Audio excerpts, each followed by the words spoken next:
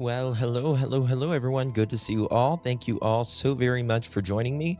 Really do appreciate your time. You could have chosen to be anywhere in the world with us. You have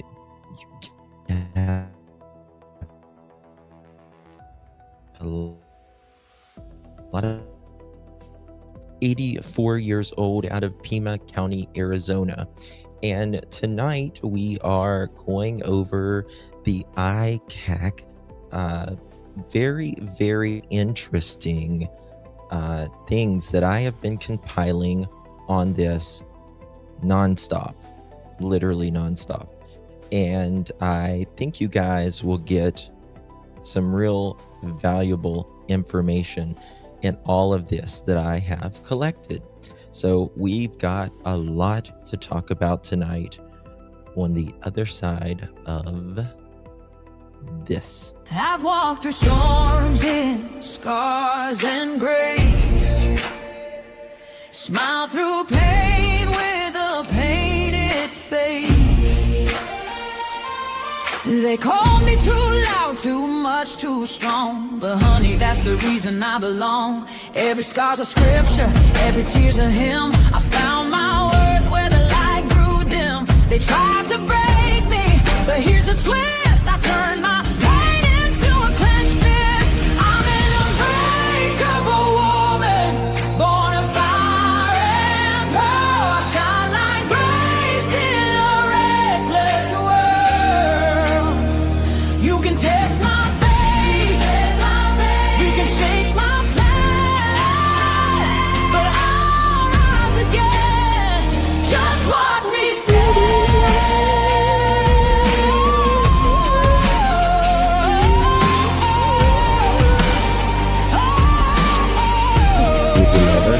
I've been whispered about and written off, judged by the gloss, not the cost. But God don't build weak hearts from gold. He made me fierce and he made me bold. I bend, I pray, I roar, I rise with mascara, tears and battle cries. Don't need your crown, I forge my own. From ashes, honey, I build my throne. I'm an unbreakable soul, dressed in truth and pearls. The fire don't scare me, it lights my world. You can doubt my voice, but you'll hear my name. I'm holy and hood, and I'm done with shame. For everyone called too much, too loud, too real. You're not to anything. You're exactly what power looks like. I'm an unbreakable soul, through the fight and flame. My scars are stories, my strength, my faith. Faith in my heart, fire in my curls, forever divine.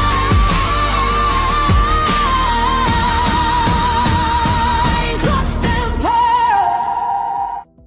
A little hood now, shall we? Hold up, lights on, chat in the room, another late night and another headline blooming. Coffee gone cold, but the story got heat, and one little detail keep tapping my screen. Coming in clutch when the timeline bends. We don't just scroll, we connect loose ends. Somebody said nah, that's probably enough, but the chat said Justin, we're coming in clutch. Run that back, don't rush that part. Something fell wrong from the very first start. Different day, same shaky excuse, and the math ain't mathin' when we check the proof.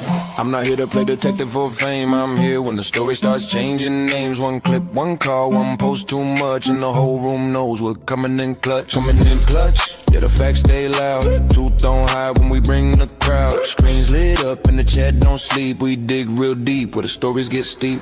Pearls in the chat, lights in the back. Somebody better explain why the story went flat. You can dodge one question, maybe dodge two, but the internet clock what you said don't cue. Wait, Say that again, you said it was there, then it wasn't back then. You said you forgot, but the record got saved. Now the chat's wide awake and the room just changed. Coming in clutch when it all gets strange, when the facts get buried and the tone starts change. We don't need drama, the truth does enough, that's why they pull up, we're coming in clutch.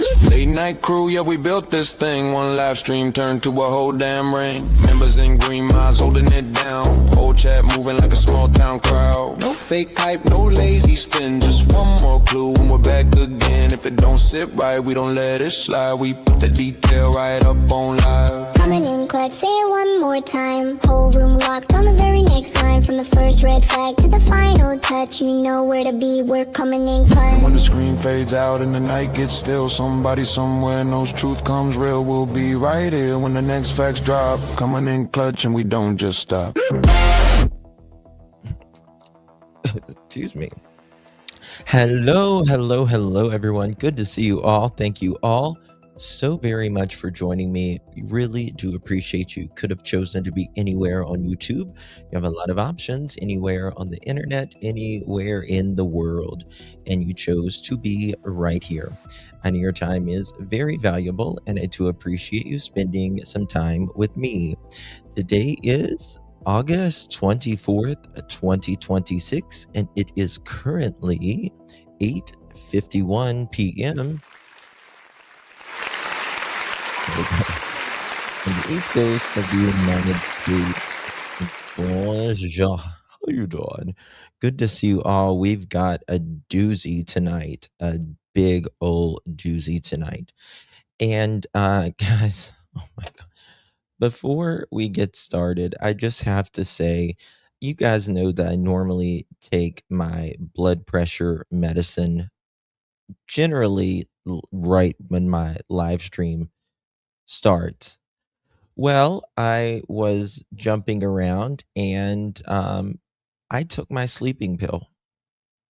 Yeah, I took my what's the sleeping pill called?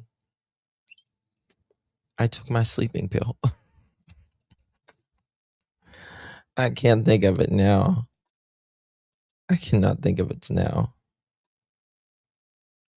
Oh God. It's a prescription sleeping pill. It starts with A, I think. Ambien. Yeah, I took my Ambien.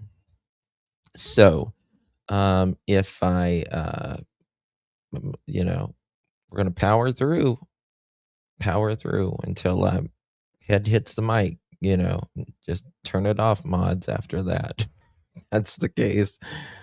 We're gonna try to make sure we get through it. Anywho, I did take some coffee as well. Yeah, that's what you take too. Yeah, that's what I take. So all of that stuff. Well, we got a lot to talk about tonight, to say the very least. Chris was talking about the ICAC and the Cellebrite, and we are going to be deep diving into why Cellebrite may have been at Annie and Tommaso's home. Okay? So with that being said, I am going to give a disclaimer on this one. In no way, shape, or form are we saying that anyone is involved with anything. We are simply asking questions and throwing out some theories. Again, questions and theories are not facts. Okay, so don't take them as that. Okay, but here we go. In no way, shape, or form are we accusing, blaming, or declaring anyone guilty of any crime. Everything discussed here is based on publicly available information, media reports, court records when available, and our own commentary and opinions. Everyone is presumed innocent unless and until proven guilty in a court of law. This content is for discussion, awareness, and public interest commentary only. Please do not contact, harass, threaten, or attack anyone mentioned. We are here to ask the questions, examine information, and keep attention on these cases, not to convict anyone online. Okay, so there's that. And really, the question this evening is Nancy Guthrie case, ICAC, plus Cellebrite at the family home.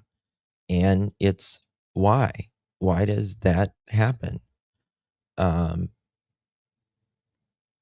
be okay, Clippy. I'll be okay. Yeah. Justin, don't hurry. Brutal. I won't.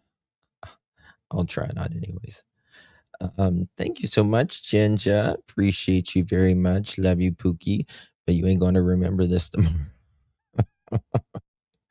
You know, a lot of people who take Ambien, they don't remember things that they did that night and stuff. You know, when I first started taking Ambien, I was afraid like I was going to get up and, you know, do something funky or whatever, but I don't.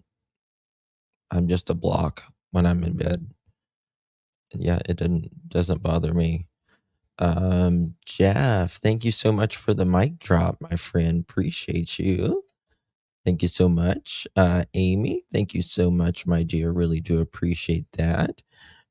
Joan Marie, good to see you, my dear. Thank you so very, very much. Good to see you all. I feel like I'm missing one. 1 second. Am I missing one? Okay, I got them all. Thank you guys. Thank you guys. Okay. Been really working hard on this one today. And I wish I didn't take my nighttime medicine. So, I took that and I was like, oh, that's not good. That's not good. Okay. So good to see everyone. Please do me a big favor and hit that thumbs up button. Would greatly appreciate it. Also, if you would share out this live stream on YouTube, you get 3 hypes a week. And if you don't use it, you lose it. You have to do it on your phone or anything that's mobile after the live stream. Okay. So there's that. So first, I wanted to,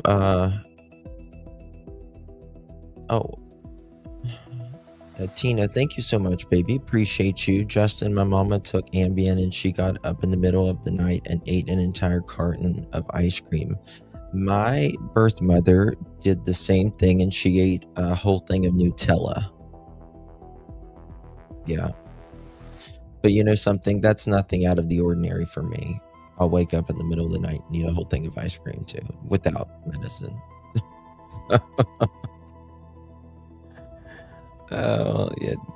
It can make some people do some weird things. It really can. Lake Superior, thank you so much, baby, for the clutch. Good to see you, my friend. How you doing?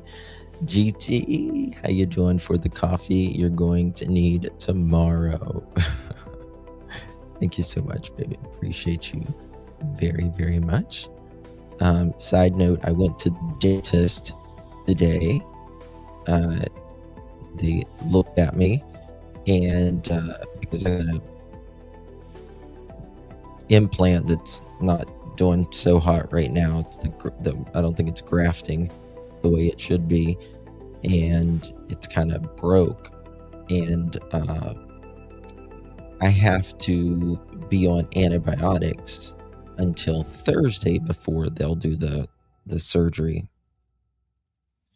for it. So got to be on antibiotics for a few days, but at least it doesn't cause pain as long as I've got antibiotics. You know, at least an amount of pain that is okay, tolerable. So also, before I get into Nancy Guthrie's, I want to show you guys this right here. This is a case, Mia Rismoon.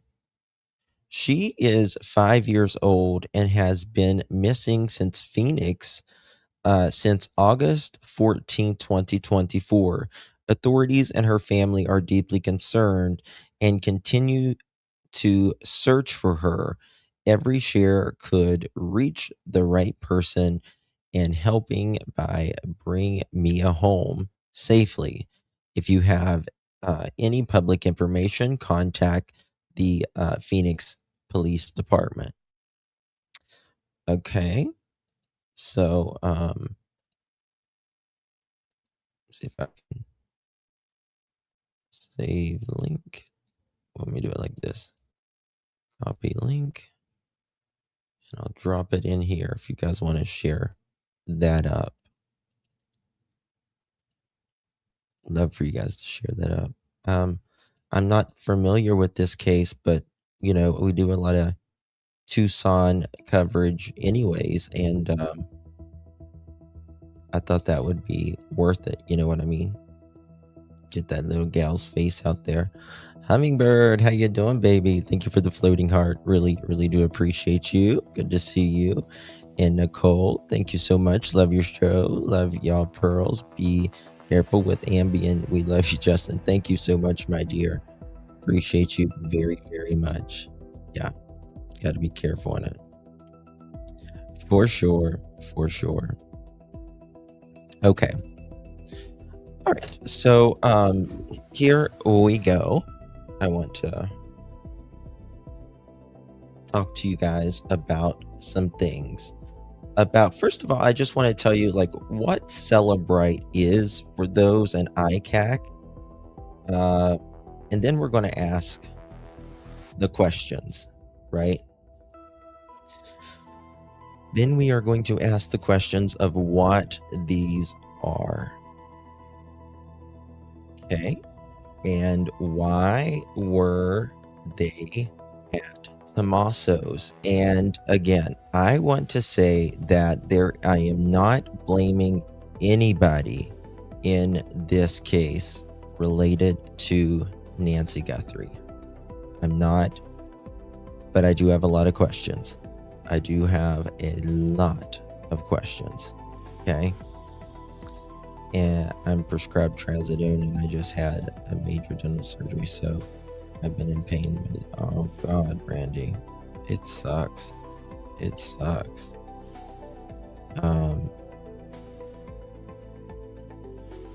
Yeah.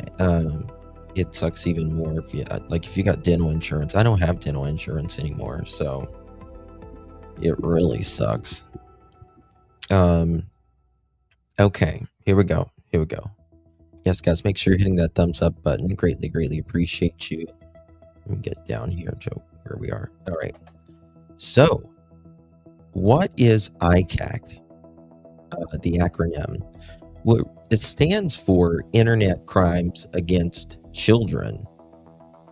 And you're thinking, well, there was no children harmed in Nancy Guthrie's case, right? So why is the ICAC there? They do investigative online child exploitation. They track digital communications and online activity. They analyze phones, computers, and electronic devices, right? And then, let me see if I got it here. Let me do it like this so you guys can see it better.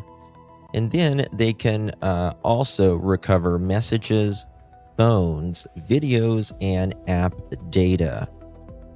Support major investigators with digital forensics, and they work with local, state, and federal partners, right?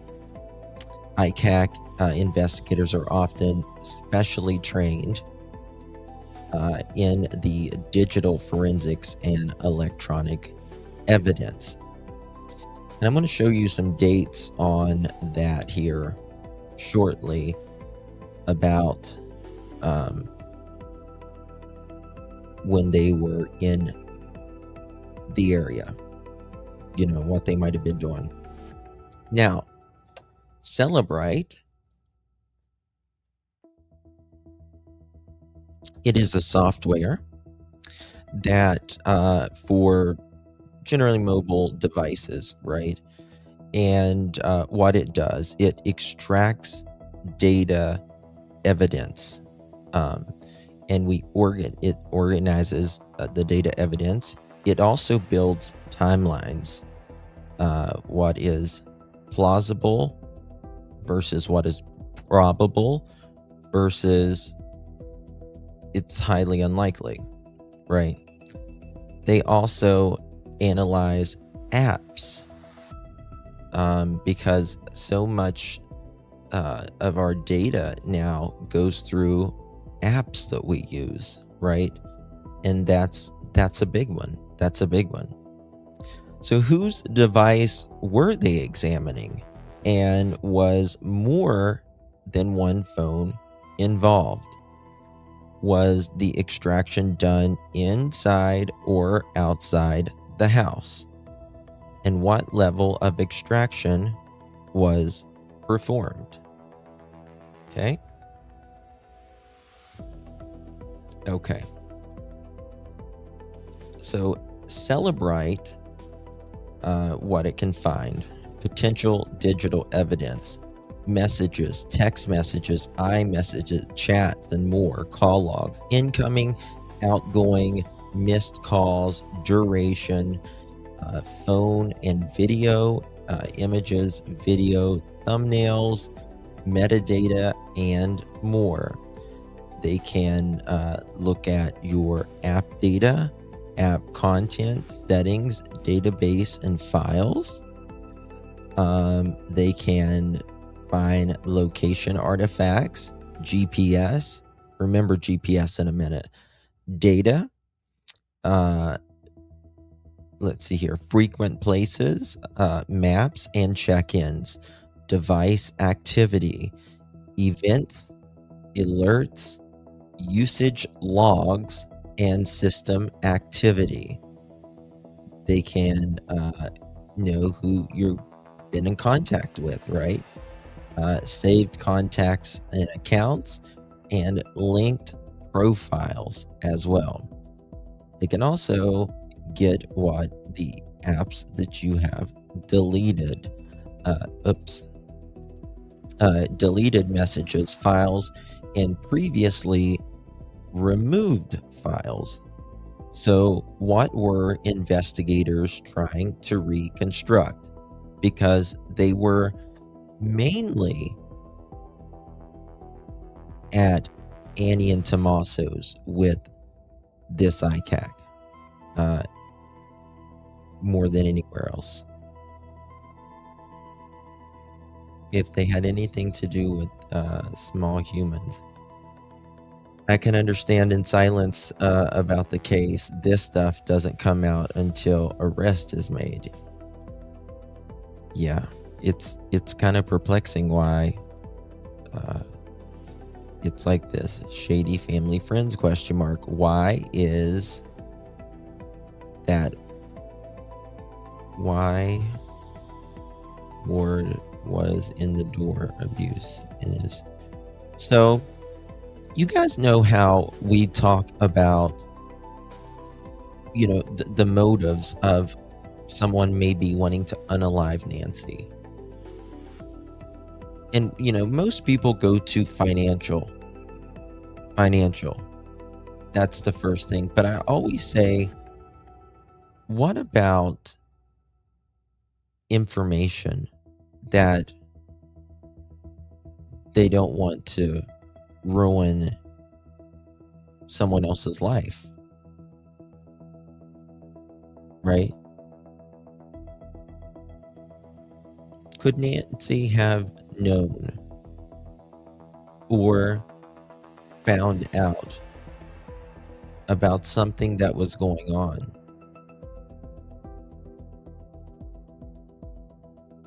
that might not have been good for people in her family? I'm not saying it happened. I'm asking the question, right? Lori Smith, thank you, darlings. Appreciate you very, very much. Love you, babies. Appreciate you. Good to see you. Question. Was the Cellebrite done before or after Kaela's text? we'll look at the map. I've got a timeline, so we'll look at that here in just a second. Yeah, we'll look at it here in a second. Since those calls came from DC about random, I see a reason to examine each phones. Yeah. Okay. Now, why did they return to Annie and Tommaso's house on February 4th? Why did they go to their house on the 4th and then the 7th? Right? February 4th, they went with the ICAC and the Cellebrite. Did phone evidence trigger the return? Did interviews raise new questions?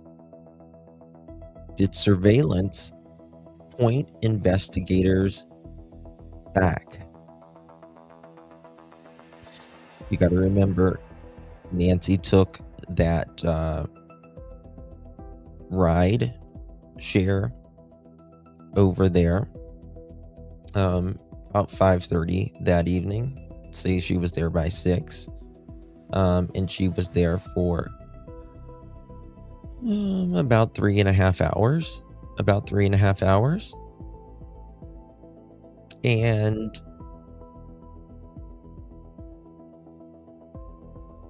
there's something going on between those houses, in my opinion. Now, it could be to also, I'm trying not to just throw stones, but it could be to also kind of exonerate them as well. Seemingly, it could be. And I'll get to that in a second. Joanne. Thank you, darling. Appreciate you very much. Much love to you, my dear. When did DC send his text? I was on February 7th. That's probably why they returned on the 7th. Could be. But I'll talk about it here in a second. February 7th, investigators return, right? They go there with the initial warrant. They do the Cellebrite, ICAC, and then they come back 3 days later. Tells me, in my opinion, that their testing of whatever, made them need more, whatever more was.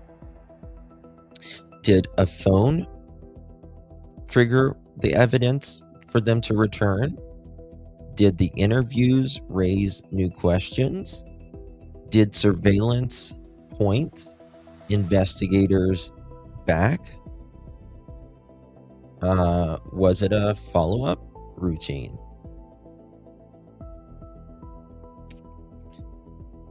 ICAC stands for Internet Crimes Against Children, dedicated to protecting children online. Okay. Bear with me, guys, 1 second.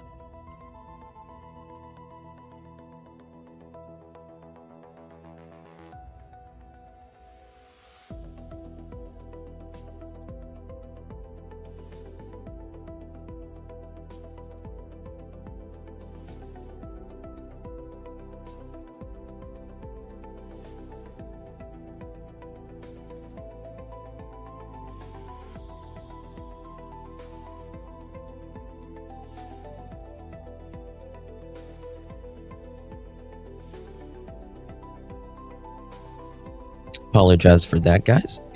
Okay, now we have some questions for the sheriff, don't we? Sheriff Doofy. We know who Sheriff Doofy is. There he is. Pima County 911. Your little shorts. All right, we got questions for the sheriff. Why was Cellebrite used on February 4th to begin with? Because it is not common. It is not common for Cellebrite to be used, especially at the home that Nancy didn't live in. So there's that. What devices were examined? I'm sure they took their router, their phones, computers, laptops, gaming systems, right?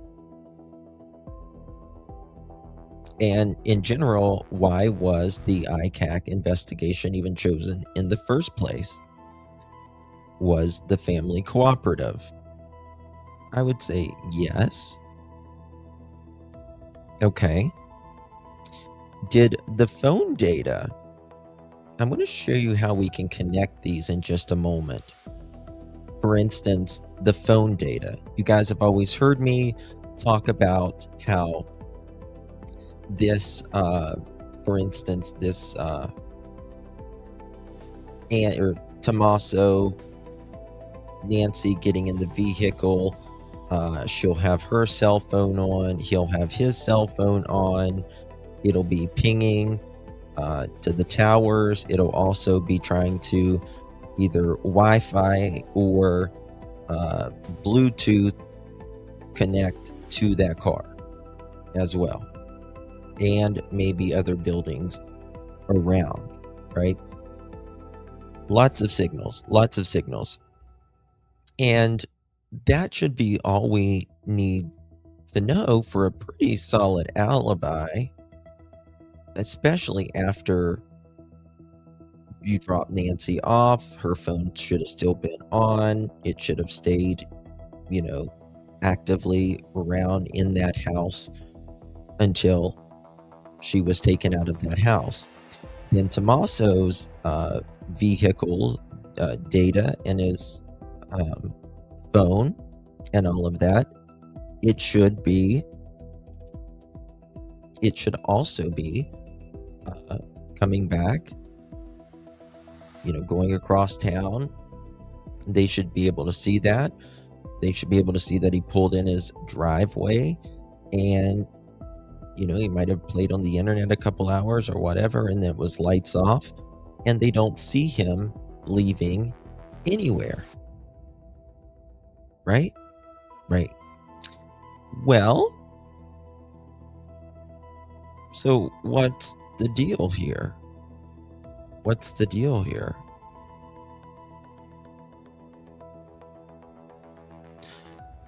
the question.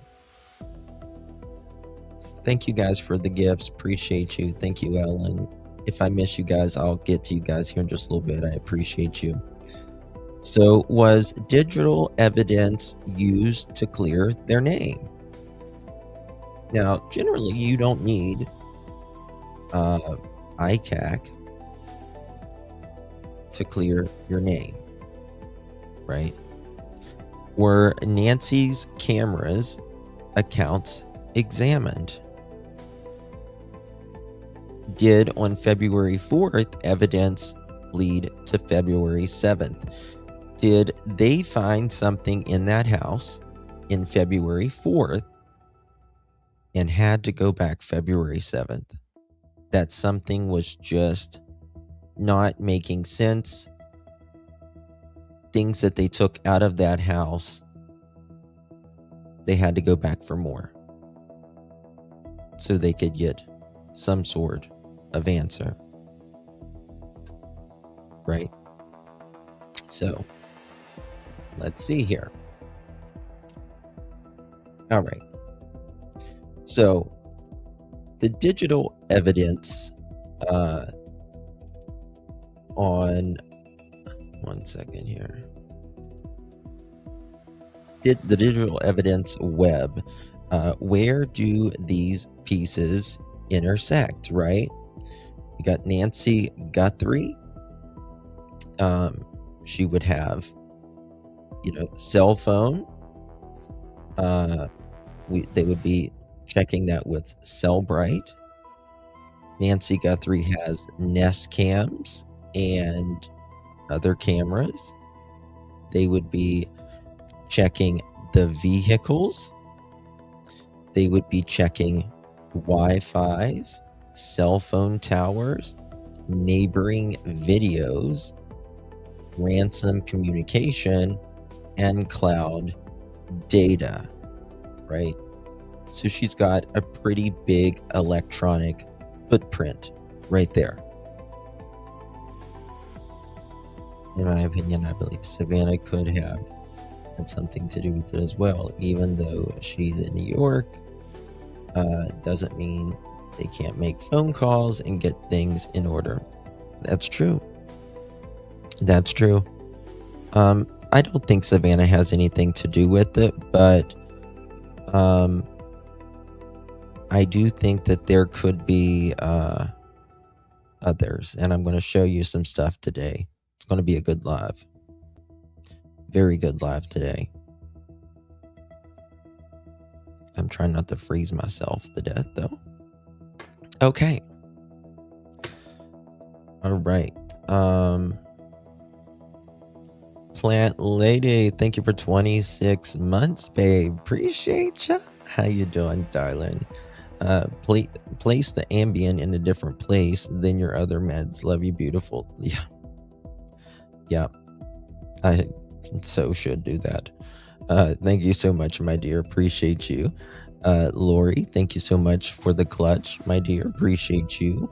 And Cindy, thank you for the flower. It smells beautiful. Joanne, thank you for the makeup brush. Really, really do appreciate that, my dear. Ladub, good to see my friend. Thank you for the floating heart. How you doing? Ellen, thank you for the clutch. Really do appreciate you, Miss Ellen. And thank you for the thumbs up, Miss Ellen. Good to see you. There's Cosmic. How are you doing, dear? Thank you for the floating heart. Appreciate that. And Magdalena, my babies. 1 year. What an OG. Hey, Justin, I'm late. I've been celebrating my 50th yesterday and today. Y'all give it up for Miss Magdalena's birthday. Give it up for Miss Magdalena's birthday. Happy birthday to you. Happy birthday to you. Happy birthday, my darling Pearl. Happy birthday to you. Happy birthday from all of us at Clutch Them Pearls to you.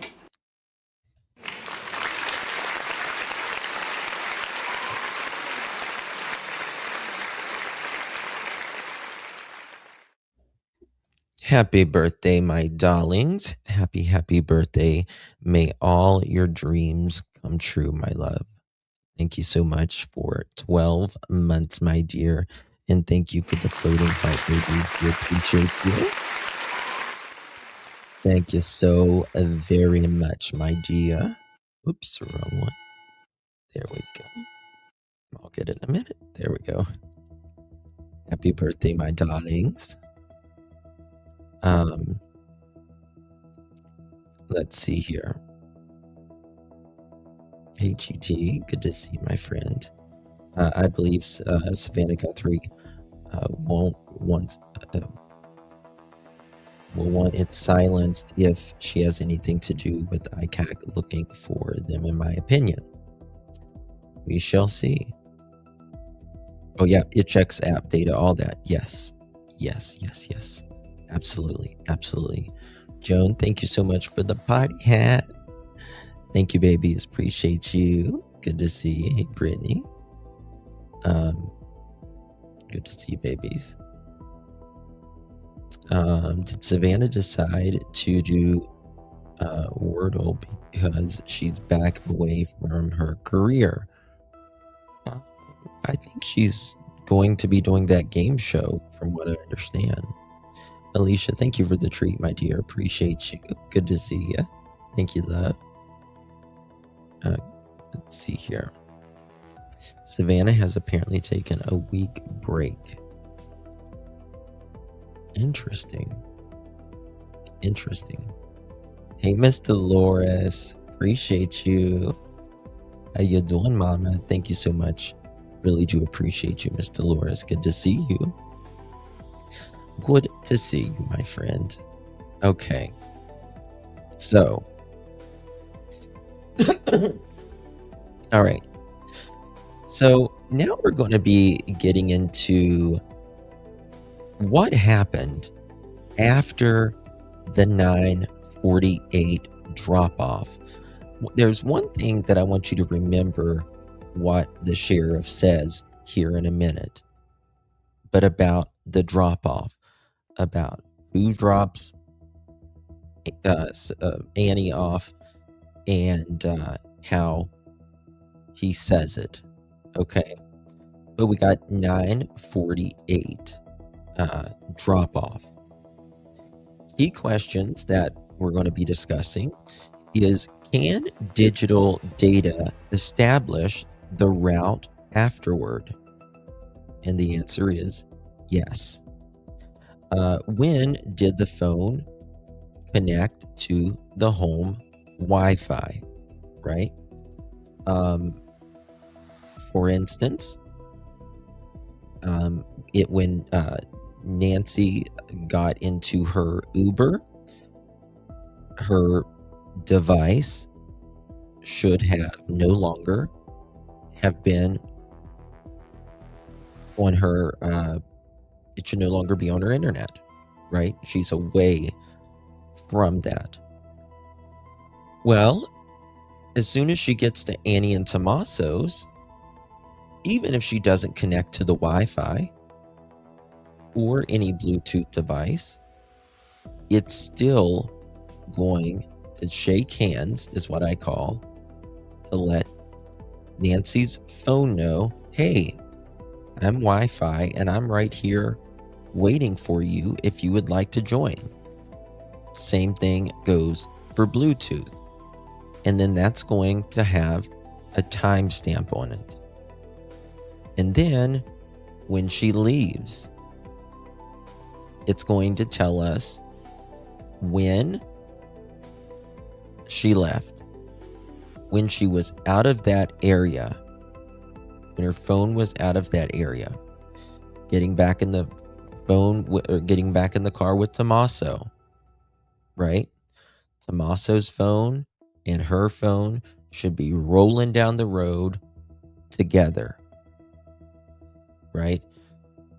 Whether that is their phones are talking to each other, talking to the vehicle, the Bluetooth buildings that has internet around it, or Bluetooth, which is virtually everywhere. And so that's important as well. So when did the phones reconnect to her home? They don't really, and I wish law enforcement would tell us that, right? They tell us what time her pacemaker disconnects. But I think it would be very valuable, in my opinion, for the law enforcement to say, Nancy got home and her phone reconnected, within 30 seconds or 40 seconds of her entering the home, and they give us a time slip on that, right? You do not have to be on the property to open the garage door app. No, you don't. Yep. For the garage door app, you can open it up from anywhere in the world. Anywhere in the world. As long as you have cell phone service, yes. Also, did it reconnect to any vehicles that night? Was the evidence used afterward? Could another device corroborate it, right? And you saying, like I was just saying, could another device corroborate it? Absolutely. Tommaso's device could corroborate that, right? They're driving back together. Their phones are pinging on the same towers, hitting on the car, whether that's Bluetooth or Wi-Fi or whatever, communicating to each other. But once she gets out of the car and goes inside, that is whenever you would see them to start to disconnect, and then Tommaso go home, right? So that's very, very interesting. Did digital evidence verify the timeline, right? So what was said? Drop off. We know the drop off time, if you will. We know what time she got in the Uber. We know the arrival home.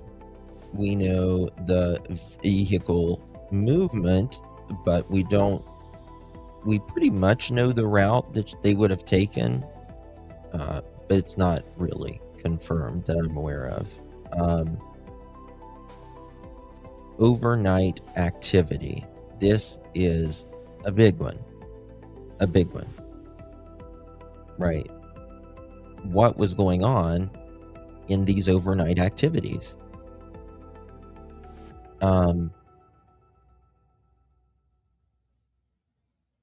I still feel like, you drop your mother-in-law and you go home and you don't go anywhere the rest of the night, and you're just home. And you have no idea that something horrible is about to happen to your mother or your mother-in-law. There's nothing to hide. Not that I'm saying that they're hiding anything. But you would think they wouldn't need all of this Cellebrite and all of this. Okay. So what the devices could verify, again, phone location, location data, Wi-Fi device activity, Bluetooth and or CarPlay, also phone and app artifacts. They can get those. That's important, very important. Okay. So it's a digital timeline. 8:48, Nancy gets home, right? 8:48, Nancy gets home. 1:47, someone is seen on camera, right? But then it disconnects, right? It disconnects, and but they know someone's around there. And then at 2:28 a.m. is when Nancy loses her ability to lose connection from her iPhone with her heart monitor, heart, what's it called? Pacemaker, right? So what were those phones during these critical hours, right? So they're going to check, for instance, they're going to check Tommaso's phone. What were they doing in these critical hours? They're going to check Annie's phone. What were their phones doing in these critical hours? Are they normally on the phone at 1:30 in the morning? And if they are, it's not as big of a deal. But out of all mornings, especially during this timeline, who they are communicating with is going to could open up Pandora's box. Right? Thank you, Rochelle. Thank you, darling. Appreciate you, my dear. What is that? What is that a picture of, Rochelle? I can't see. Is it a dog? I can't see what it is. So, okay. Still don't understand why a single of trouble didn't go out from Nancy automatically. Still don't understand why a signal of Nancy did not go out from Nancy automatically. What do you mean? What do you mean a signal? L-Dub, thank you for the floating heart, my dear. Good to see you. Thank you so much. Will Justin ever talk about Lindsay Clancy in the future? I know a lot of people are talking about Lindsay Clancy. I covered Lindsay Clancy when it first started happening. It's one of those cases where people feel very strongly one way or another. And when it comes to Lindsay Clancy case, I think she unalived her kids and she needs to go to prison. Those kids are never coming back. No matter if you are mentally ill or what, you did the deed and you have to pay for that. She did them in a very grotesque way, something that slowly takes the life out of you. And yeah, we're all talking about Nancy, but what is concerning is no one else is mainly family. Why I would be shouting from the rooftops every day for answers. Yes. Did they check all the phones in the home? Allegedly. Yeah, allegedly. We're going to get into a lot of it here. Susie Q, I love you. I love you, Susie Q. Thank you, darling. Much love to you. Really appreciate you. Thank you, Happy Farm Gal. We got some big questions here in a minute that'll kind of make the back of your hair stand up. At least it does mine.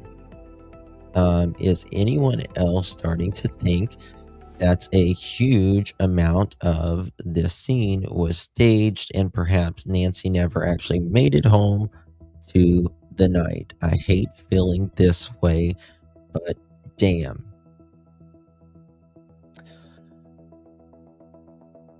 I understand when I hear people say that, Gigi. I truly understand.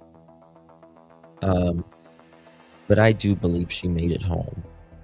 I do believe she made it home. Yeah, I do. But to your point, I'm going to be playing something here in a minute.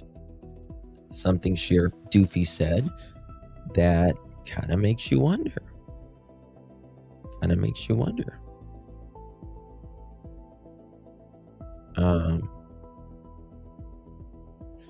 You don't send mentally ill people to prison. Well, that's, and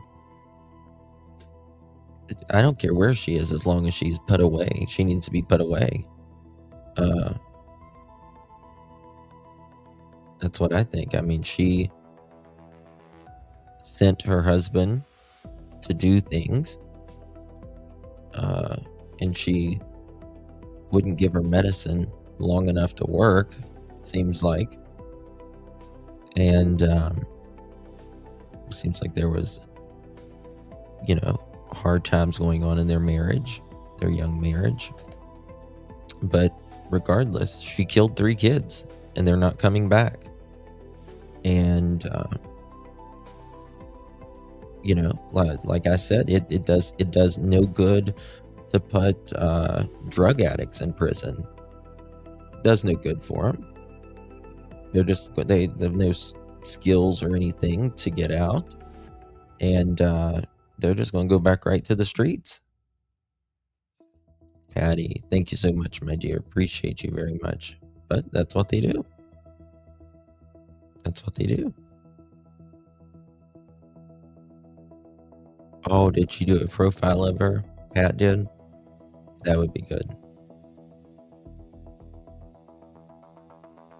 Yeah. For me, it's not even about Nancy. Everyone's making it about, Nancy Clancy, or whatever her name is.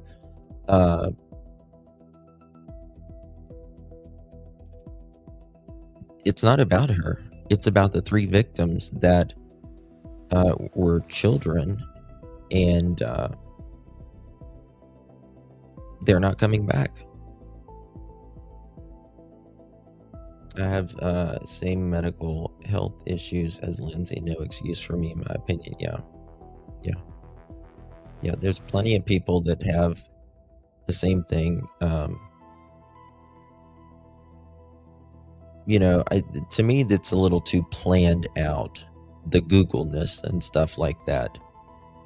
To me, if she was really, I'm not saying she wasn't mental at times, but she was Googling, these exercise bands to see how long it would take and if it was possible to wrap these cords around their necks, right?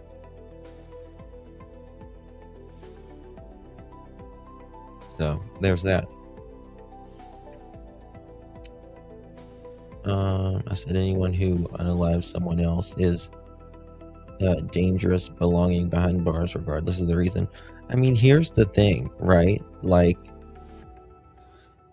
when you have people in your car, heaven forbid you get in a car crash and someone dies, you can go to prison for that. You can go to prison for that.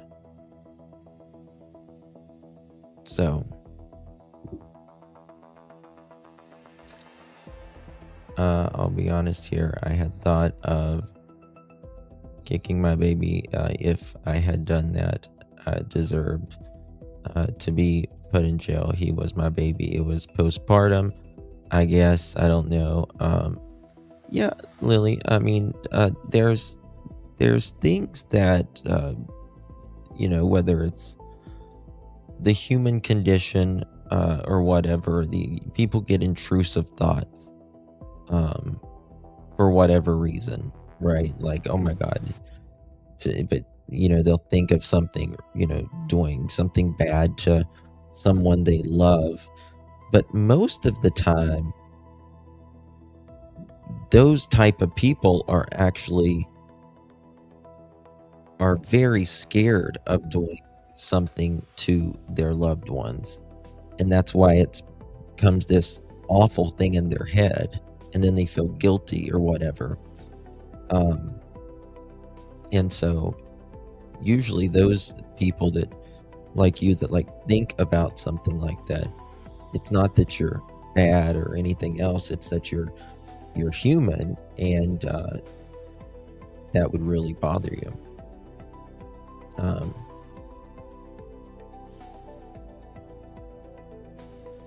I've been following her case. To me, she's guilty also. You don't want to go insane until your husband leaves home, then snaps out at feet. Yeah, gets back. Yeah.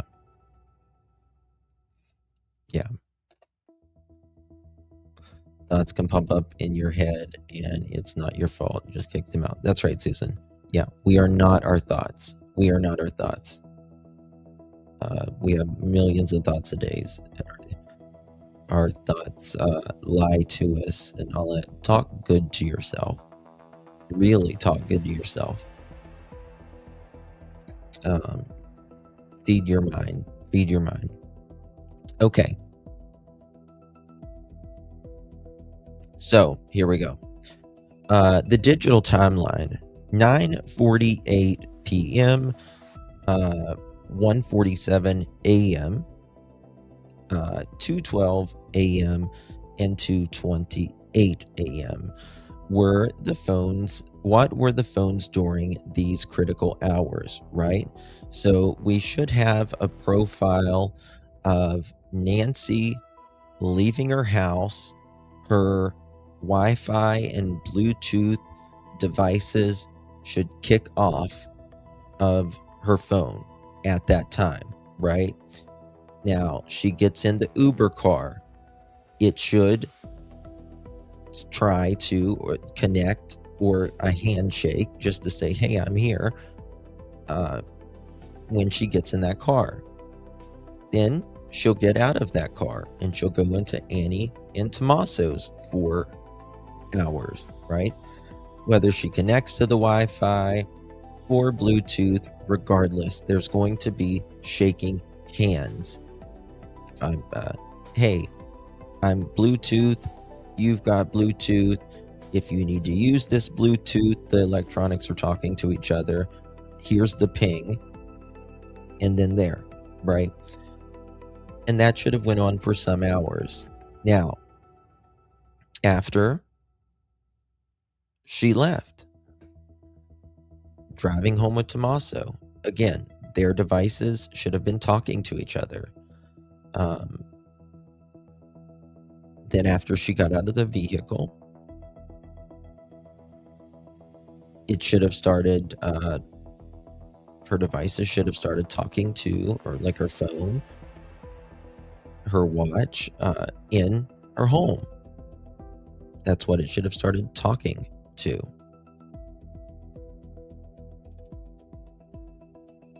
You know, how long was she active on her phone while she was home? Was she walking around when she was home?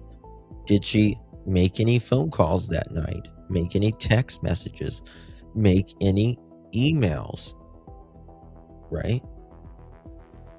Did she do a journal? Anything she was concerned about?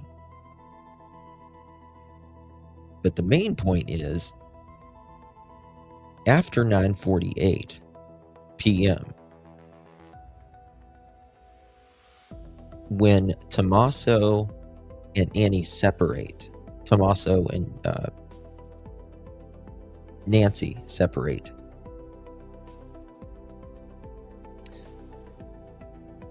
even though they separated, whoever, Tommaso or Annie, if they spoke to anyone after 9:48,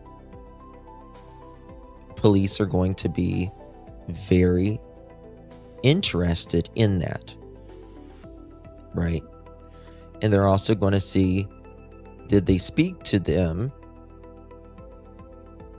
hours before, days before, months before?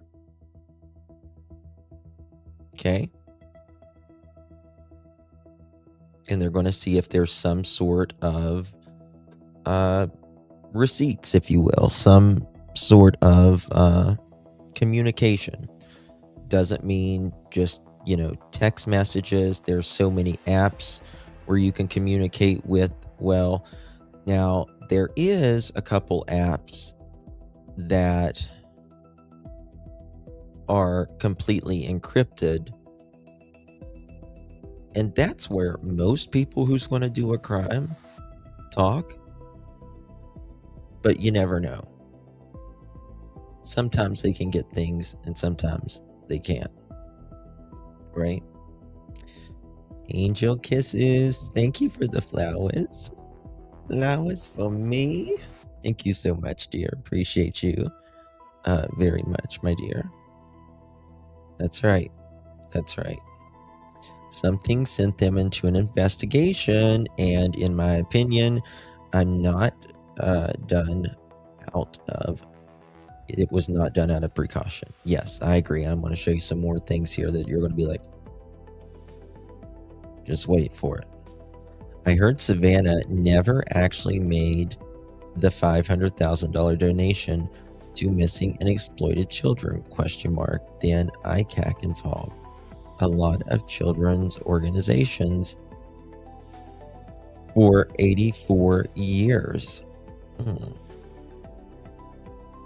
I don't know like that. I'm not sure on that. Digital footprints. I wonder why this has taken months to look into digital footprints. Did Tommaso make it back to the start of the new school season to teach? Don't know. Don't know. Candace, thank you so very much, my dear, for the floating heart. Appreciate you, love. Thank you. Thank you, Dylan. Patty, thank you for the floating heart, my dear. Appreciate you very much. Good to see you. Susie Q, did I thank you? Thank you so much, Miss Susie Q. Appreciate you very much, babies. Very generous of you. Thank you very much for your support. How old is their child? I think a teenager, younger side of teenager, from what I understand. But I've heard that Tommaso has some older kids, or an older kid. Might be a nephew even. Okay. Got some clips that's going to paint a picture for you guys today. And you're going to have to paint with me. Okay? Horsey, love. I love you, Horsey. And you, Horsey, love me, apparently. Thank you so much, Horsey. Appreciate you, babies. Thank you very much for your support, my dear. Much love to you. Yes, please hit that thumbs up. He was friends that hangs out with my age.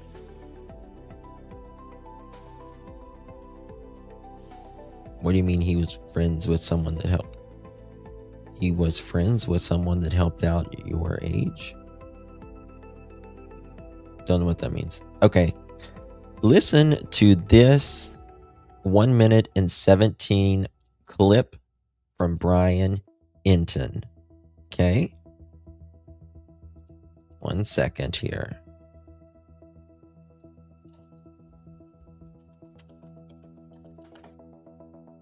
Listen to this one clip. Again, it's hard to blame the searchers because the family was pretty insistent that this was a walkaway as well, and so they were doing what they were trying to do and searching. Now, you just heard him say the family was pretty insistent on this was a walkaway as well. Just remember that. The family is pretty insistent that this was a walkaway as well. Looking for Nancy, and I believe it got to the point where once they didn't find her in the area, combined with the blood on the stoop, that's when it's everybody kind of decided, all right, we have something else here. So see, what I heard was the opposite, that the family was pushing them to say, look, it's not a walkaway, and that the investigators in the very beginning were considering it a walkaway, but the family was having to remind them over and over again, like, no, she wouldn't just walk away. She's in bad health, and she doesn't have cognitive issues. That's what I've heard. Yeah, that's not the information that I gathered today. What did you, if you don't mind explaining a little more, what did you hear today? Just that the family believed that she was out there, that she'd walked away. Right, just in the very beginning? Correct. Okay. So he says that's not the image, or that's not, what he got today. Just listen to that part. Yeah, if you don't mind explaining a little more, what did you hear today? Just that the family believed that she was out there, that she'd walked away. Right, in the very beginning? Correct. Okay, interesting. Yeah, that's a new development. That's different than what we've heard in the past. And I guess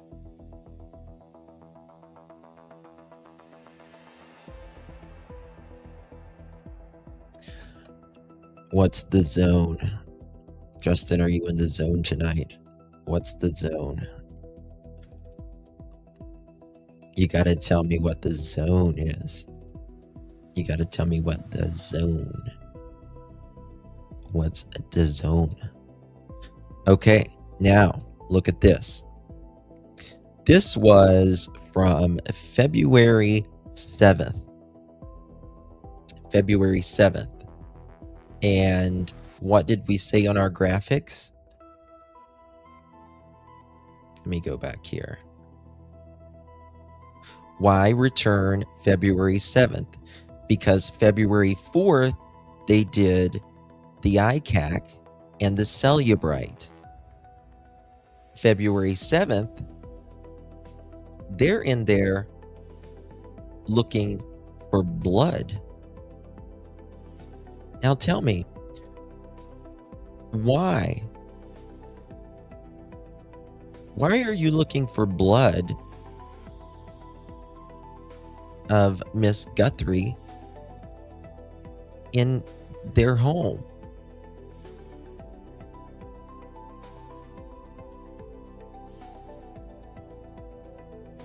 Of course, you're going to assume she walked away. No one is going to think that she was kidnapped initially. Well, we're getting mixed stories on that.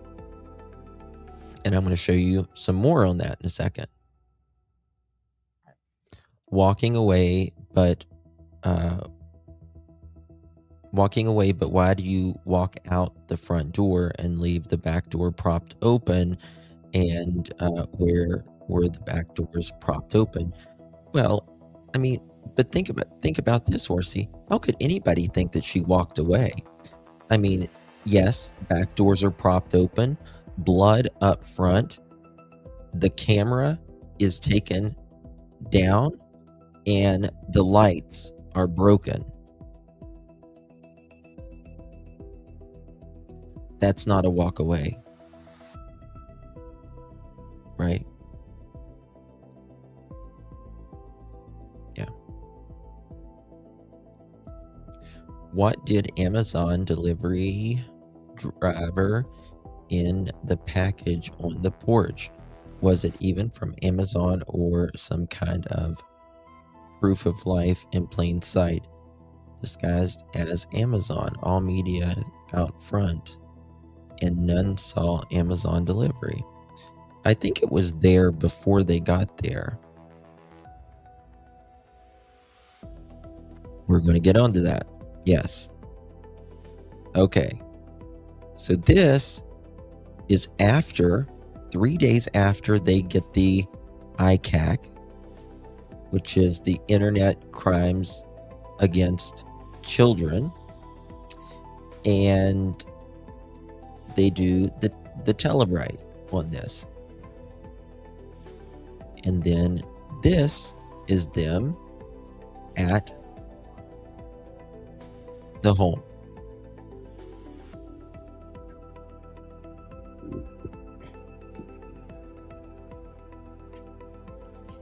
Absolutely. I agree.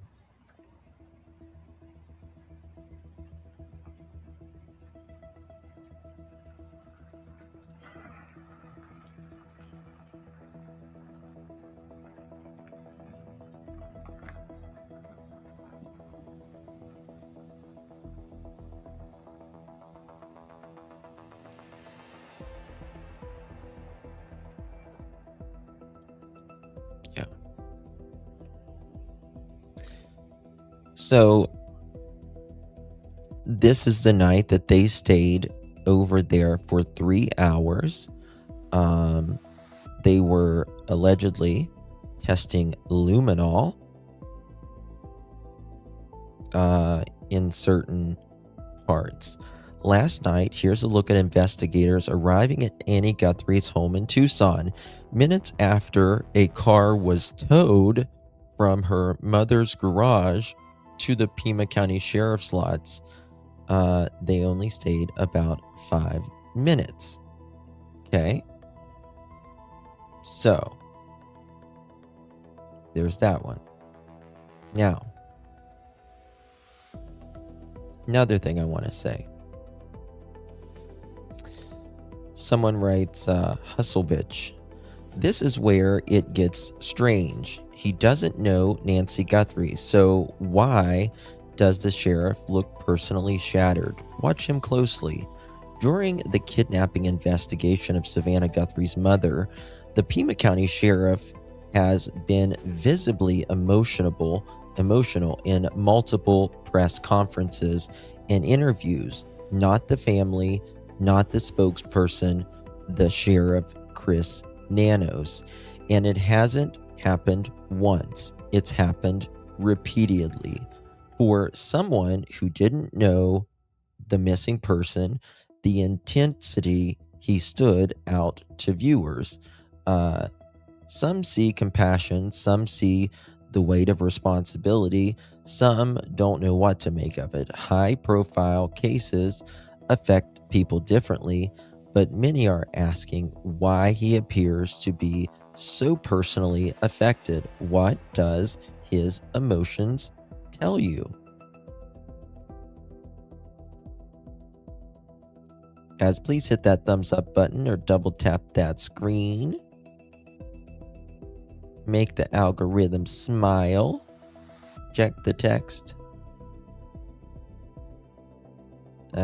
Cassie, I didn't get one from you. Maybe I did.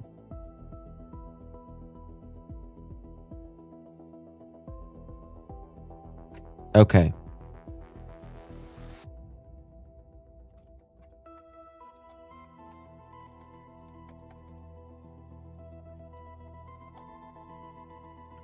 Okay. What gives you hope that Nancy is still out there? Wow. You have to have hope. You have to have hope. You can't. Come on. This is somebody's mom. We're going to find her. Do you believe you are still looking for Nancy Guthrie alive at this point? Now, again, we're going to find her. We always have hope. Now, you got to remember, before he did these interviews, he read the note. And he said, it said, Nancy is no longer alive. She's no longer here. I don't know if he's saying this because of media or what. I look exhausted. I accidentally took an Ambien rather than my blood pressure medicine. You probably missed it at the beginning of this live stream here. But yeah. Okay, here we go. She could be held somewhere. And if so, do you believe that is local in the Tucson area or that she's been taken somewhere much further at this point?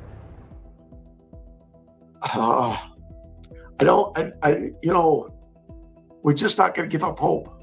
We hope she's out there somewhere. So you still believe this is an active rescue mission at this point? We hope so. An 84-year-old woman disappeared on us. That's a challenge for us, and it's something we just want her back. Yeah, we all do. We all do, Sheriff. I know you've been in contact with Savannah, who we know is in Tucson. What is your message to her and the Guthrie family and all the viewers who care so much about Savannah? We're not going to give up. We'll get this. I'm blessed. I have a team that is, look, they'll solve this. I know they will. You horsey. Sheriff, we thank you for your time. I know you're busy, and I'm going to be praying that you find Nancy. Thank you. Appreciate it. Now, what is up with this, right? What is up with this? He knew Nancy was most likely dead then, right? And then the question is this clip. We're going to get to that Cellebrite thing here shortly. So 17 when seconds. she was last seen, a family had dropped her off at home, is that correct? She was last seen by family at 9:45, at 9:30, 9:45. And did they see her in the home? Yes, And who called in the missing report? the family. You won't. So when Obviously. she was last seen, a family had dropped her off at home, is that correct? She was last seen by family at 9:45. She was last seen by family at 9:45. Now, it could be a general statement. You know, a family member, it should have been said, in my opinion, or her son-in-law dropped her off. And listen to what he says about seeing her in the house. Correct. She was last seen by family at 9:45, at 9:30, She was last seen by family. Remember that part. 9:45. And did they see her in the home? Yes. And Yes, they saw her in the home. who called in the missing report? The family. You won't. So when The family. So the family saw her in the the night before, saw her in, and they are the ones that found her. Okay. I'm playing all these because I want you, because we're going to add some things together here. Okay? Here we go. Book, which was released in February of 2024, discussed a game she used to play as a kid with her cousin, and it was a kidnapping game involving Nancy. So we pulled the audio that Savannah did of her book. In it, you're going to hear her talk about her cousin Terry, who was, she said, like an aunt to her growing up. Terry's 20 years older than Savannah, so Terry would be 74 right now. But listen to this. About once a year in the summertime, Cousin Terry orchestrated a kidnapping of my sister and me. It went down like this. The cousins would visit for a few days at our house in Tucson. And then, on the morning they were to leave, Terry would wake us up early, shushing us in the pre-dawn darkness as we made our escape. We would all pile into her rickety station wagon and head north, the sky streaking with bright oranges and pinks as the sun rose over the colorless desert landscape. Somewhere between Phoenix and Tucson, Terry would make a pit stop and let Annie and me call home at a payphone. "Mom, Cousin Terry kidnapped us to take us to her house." My mother would feign shock, protest how terribly she would miss us, then assure us she'd drive up to retrieve us. I'm sorry, but that's fucking creepy. You know, I play I Spy with my little eye, travel edition, when my kids were little. You know what I mean? Or how many, Volkswagen bugs we could see, or whatever. I wouldn't play a game about kidnapping. I want you to hear that little clip again, because I'm going to break some stuff down right there. Book, which was released in February of 2024, discussed a game she used to play as a kid with her cousin, and it was a kidnapping game involving Nancy. So we pulled the audio that Savannah did of her book. In it, you're going to hear her talk about her cousin Terry, who was, she said, like an aunt to her growing up. Terry's 20 years older than Savannah, so Terry would be 74 right now. But listen to this. About once a year in the summertime, Cousin Terry orchestrated a kidnapping of my sister and me. It went down like this. Oh, shit. Book.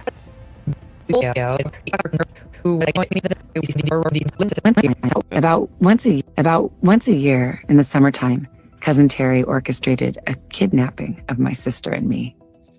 Okay. So we've got Cousin Terry, and we've got Savannah, and we've got Annie. Right? Where's Cameron? Why is he not being kidnapped? It went down like this. The cousins would visit for a few days at our house in Tucson. And then, on the morning they were to leave, Terry would wake us up early, shushing us in the pre-dawn darkness as we made our... They would essentially wake them up, shushing us, you know, like similar happened to Nancy, right? Right? They were over her bed. As Savannah says, they were over her bed.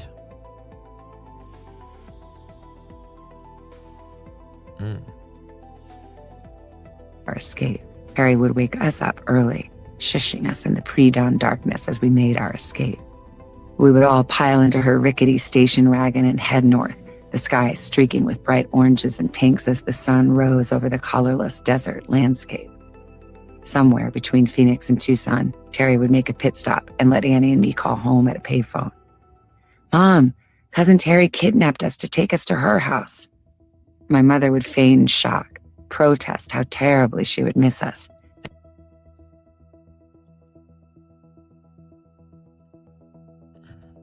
That didn't age well. It just didn't age well. Where are the cousins now? She's like 75. So she's not much younger than Nancy. You know, and say, you know, how much she misses them. And that's, you know, that's cute and stuff, you know. Oh, you're not here. You know, in the South, you know, you might be joking. The thing I can kind of grasp is, you know, we'll say, I'm going to kidnap her or him and take them with me. It's more of a funny thing, but there's usually no one ever kidnapped, though, right? So, is this something that, I don't know, Annie, Tom, and assured us she'd drive up to retrieve us. And assured she would drive up to retrieve us. Okay.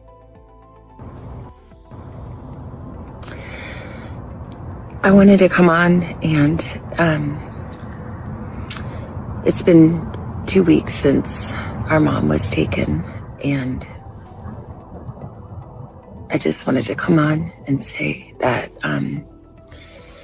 we still have hope, and we still believe. And I wanted to say to whoever has her or knows where she is, that it's never too late. And you're not lost or alone. And it is never too late to do the right thing.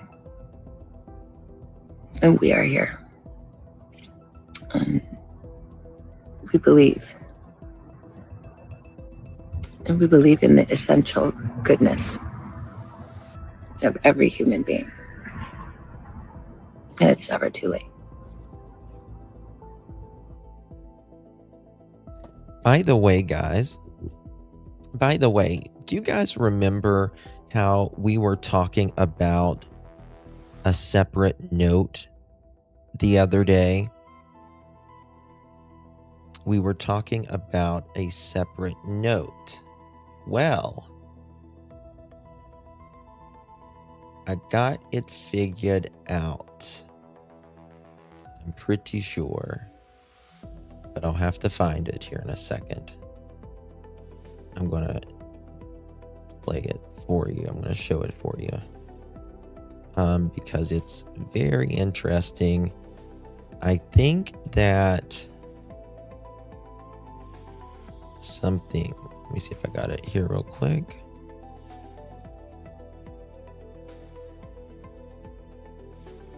Bear with me. I might have to send it from my phone.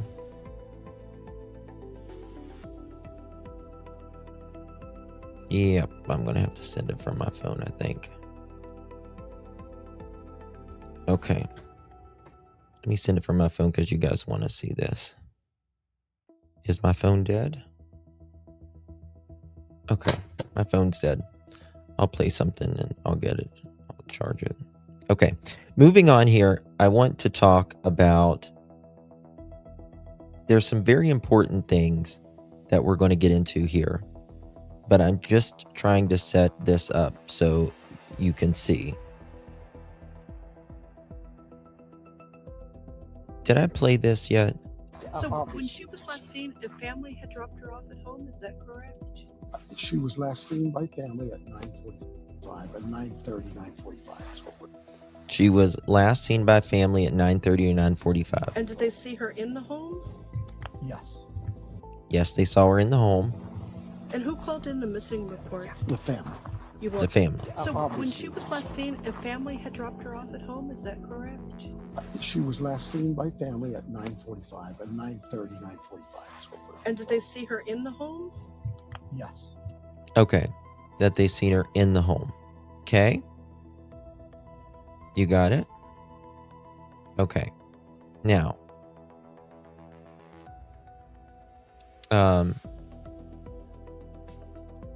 here we go. Want to play this little part right here from Jennifer Coffindove retweeted, but it's from TMZ, Two Angry Men. So listen to this. I got a call and they said, look, we are going to put some money in the Bitcoin account to see if we can trace. Oh my God, I think this is it. To see if they could trace the money back to the person who took it. Appreciate it. They said, we please do not report that money is in the Bitcoin account. It's going to compromise the investigation.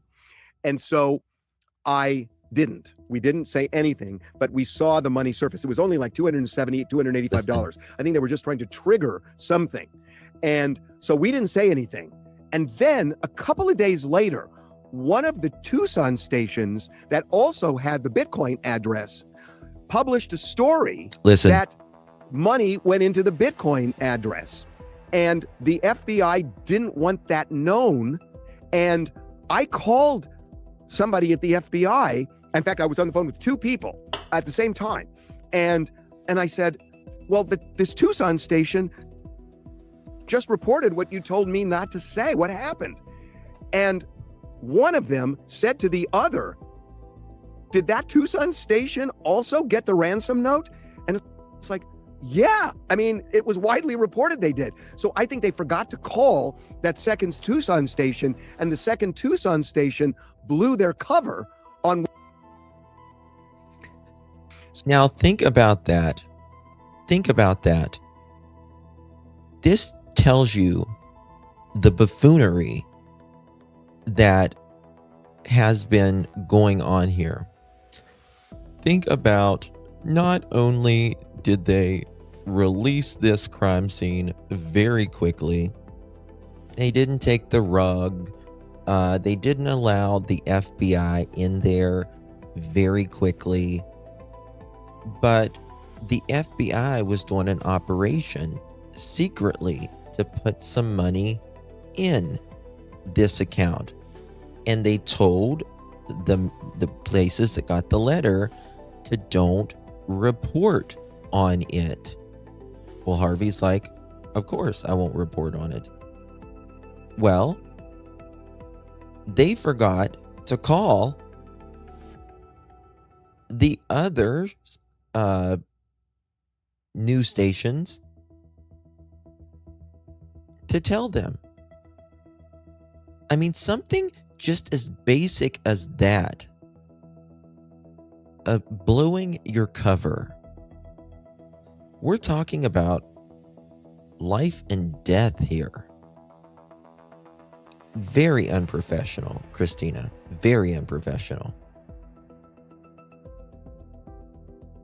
They let yard workers work. They let family go in and out or move stuff. It's crazy. It's crazy, Cindy. It's absolutely crazy. Okay.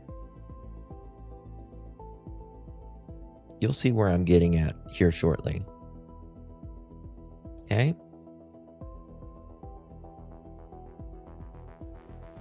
I'm going to go to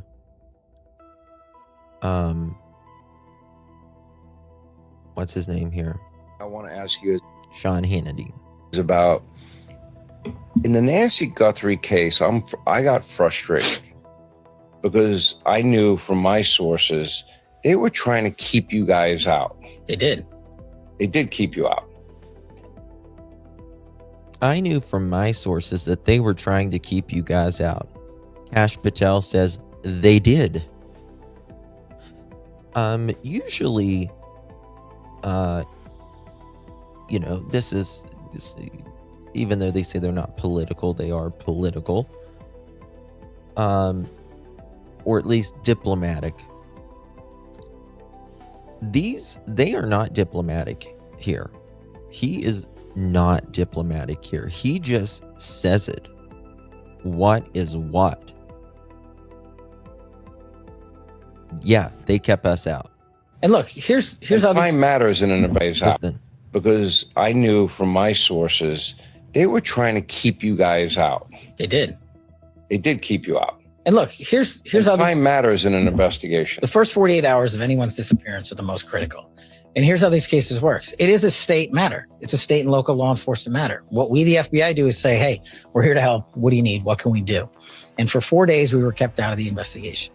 And when we were finally let in, Sean, look what we did. We went in and got the Ring doorbell.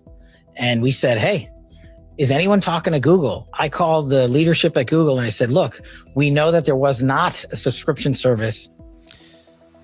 And here's the thing.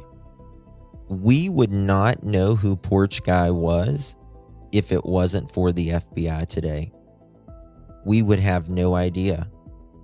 Because Doofus, Nanos, said, oh, can't get it. Well, you certainly can't get it if you don't try. To capture all of the data that would have been captured had there been a subscription service. But can we go into the cache? Can we go into the data before it's deleted and see what we can find? That's why you have that image, because the FBI worked with Google to put that image out. Another thing we asked to do. You guys got that tape, which was the biggest breakthrough during that case. We could have gotten it days before. We could have also maybe gotten more data had we been let early. Why wouldn't they want your help? Why did they send the DNA to a lab in Florida, not Quantico? That's the other thing that you hit on, right? Again, we were saying we'll process it. I launched hundreds of agents and intel staff to Phoenix and Tucson just for this case, just to be on standby. And they didn't want just you to there. do the canvassing. And we said, we'll take the DNA. And again, it's a state and local matter. So it's their call on where to send the DNA. We have Quantico, best lab in the world. I had a fixed wing aircraft on the ground ready to move it immediately through the night. Did they just say no? And they said, we're sending it to Florida. And then, I don't know, They have 60 jurisdiction. days. They have jurisdiction, so it's their call. So bad call. Well, that's for the American public to decide. And what we can do is continue to offer support. We would have analyzed it within days and maybe gotten better information or more information. Our lab's just better than any other private. Yeah. And that's the thing, right? They're not private lab. This is Quantico. Other countries send stuff to Quantico for their analysis on it. that they just don't have the capability. They can process it faster than anywhere else. And it's been so frustrating that time is of the essence, right? I mean, if you could have gotten that in, 3 or 4 days and maybe gotten even more information out of it, you could have, what if this person that they have no idea has destroyed a bunch of evidence since then? Time is ticking. Private lab out there, and we didn't get a chance to do that. So I understand everybody's frustrations on that. No, I'm not frustrated with you. I'm frustrated that they, if I was a sheriff and the FBI was willing to help me and time is of the essence, I'd want all the help I can get. Yeah, you would think, right? You would think. Okay. Now, I'm going to go to this. I pay for no commercials. I just had a makeup commercial and it was awful. How is a makeup commercial awful? Okay. All right. So Jennifer writes, what does the source information from the okay. Let me show you this right here.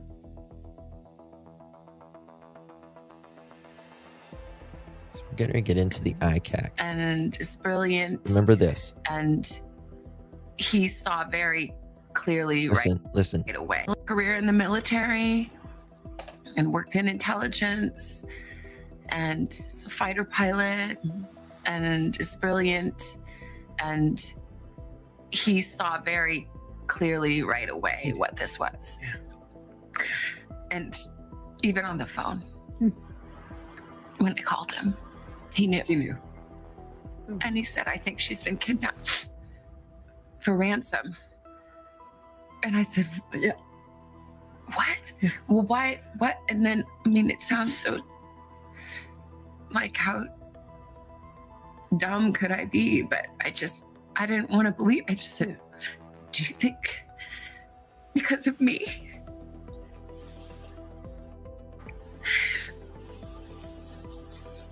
And he said, I'm sorry, sweetie, but yeah, maybe. Career in the military. Again, the ransom thing, that just bothers me.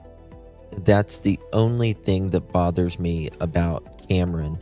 And in my opinion, it's not because of Cameron. It's because this is what he was told. I think he was given what he was told from Annie and Tommaso. And that is what he went with, right? I mean, you think of it and it's like, okay, so why would it be a ransom? You hadn't got a ransom letter, right? And usually if it is a ransom, you get a ransom letter usually left there, or you get it very, very quickly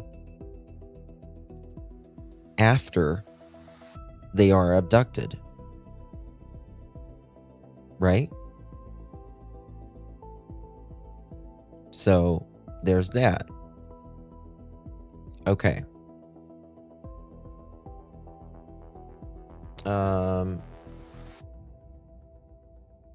Joe, thank you for the floating heart, baby. Appreciate you very, very much. Thank you. Really do appreciate you. Judy, I can turn it down. I can turn it down a little bit if it's too loud. Oh, I got it on 15. That's probably real loud on y'all's end. It's usually louder on y'all's end than it is mine. Please check text.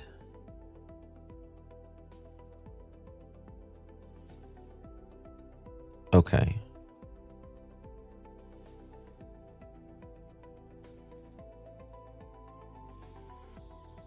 Okay. Yeah, they're looking for that one guy in Pima County. Gotcha. Thank you, Cassie. Okay. So, if you remember Sheriff Doofy, one of the things he said very early on, 38-second clip. Okay?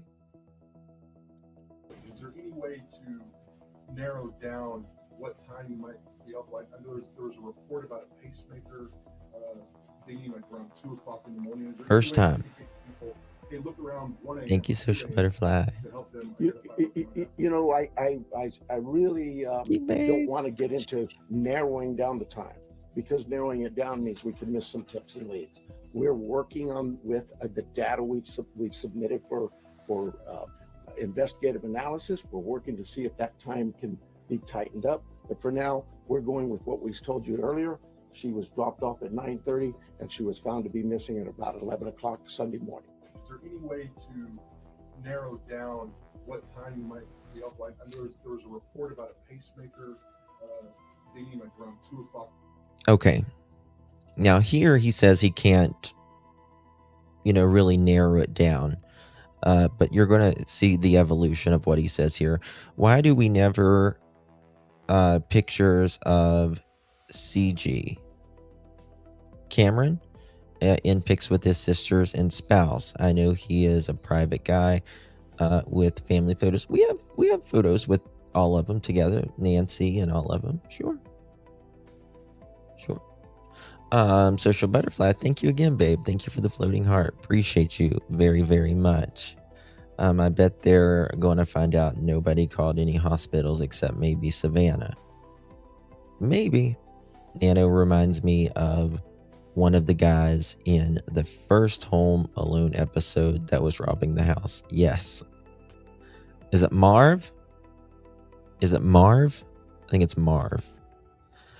Lisa Pizza Pumpkin Eater had a wife and couldn't keep her.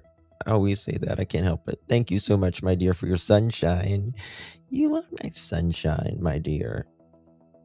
Appreciate you very much. Leslie, always keeping it real. It's been 6 months and we really don't know more than we did on the first day. We just know that there's some fuckery afoot. That's for sure. So A&T must have said to Cameron that Miss G was kidnapped for ransom, and it was probably because of Savannah's hearsay. Cameron repeated hearsay that A&T told him. Agree. Now, we're going to get back to Annie and Tommaso in just a second. But you have to look at this. Can you give us a little bit more of that? Here's the second question that is asked to him. Same thing, different press conference. Joey with the Sunday trying to add some calories to me. Thank you, Joey. Appreciate you, babe. Thank you so much. Why did they cut out a square for Nancy's bedsheet containing mixed DNA? Does that change the motive? I've not heard that.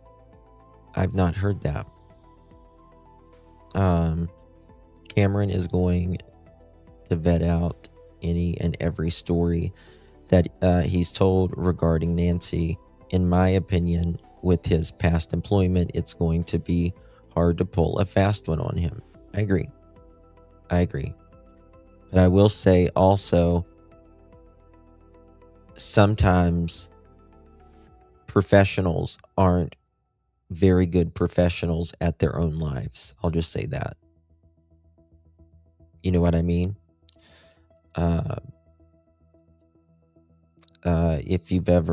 If you're married, to or ever dated a psychologist, a psychiatrist, a therapist, they're fucking crazy.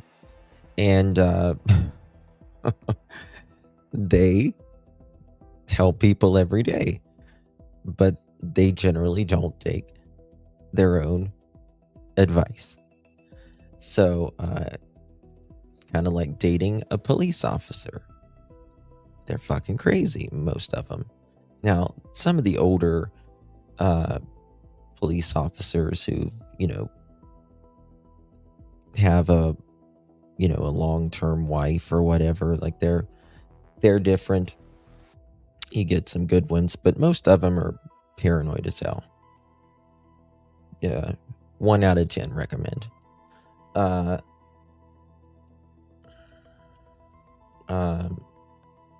It was another great. It was a theory where hair was found. We are not allowed to treat family. Yeah, in the medical world. Yeah. Timeline, because you said she didn't leave on her own. That she was last seen at 9:45. She wasn't reported missing until noon. Listen to this. I believe what happened there was it at 9:45 in the evening, her children left her off. At some time earlier that morning, they got a call from somebody at the church who said, "Hey, your mom's not here." Hold on, what? Because you said she didn't leave on her own. That she was last seen at 9:45. She wasn't reported missing until noon. But I believe what happened there was it at 9:45 in the evening, her children left her off. Okay.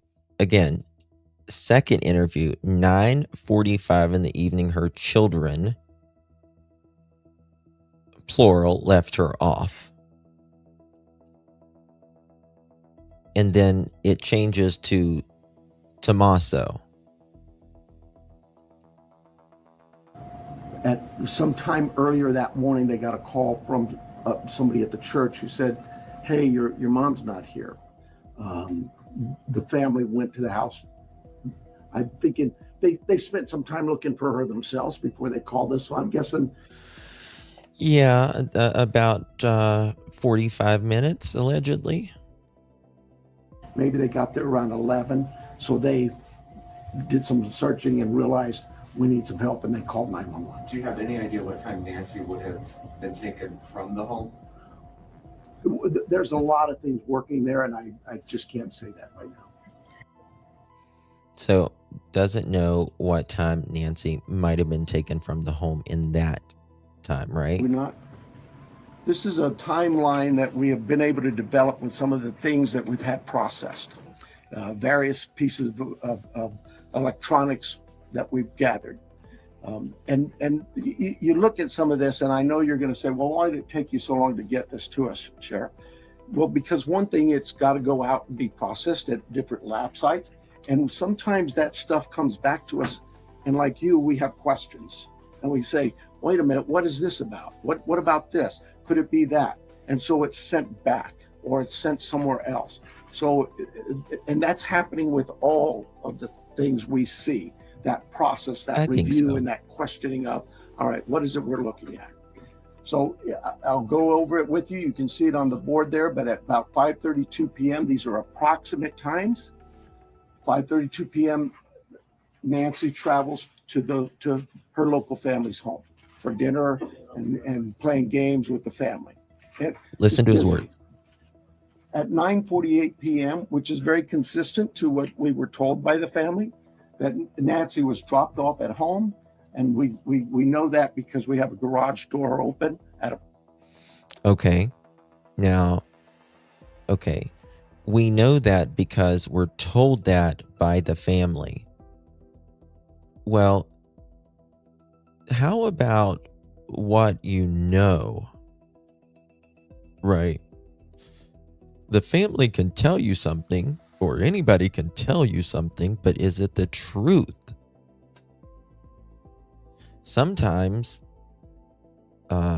especially if you don't want someone found, you might not tell the truth.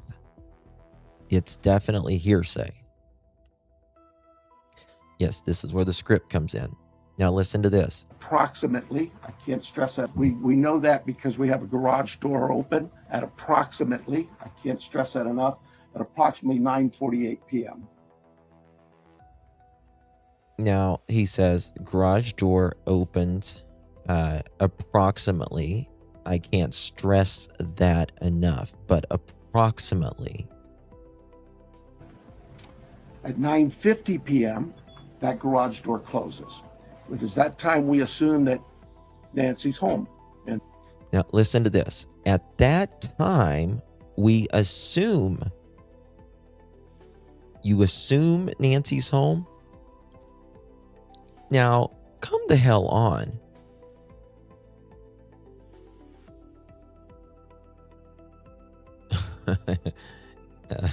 Yeah.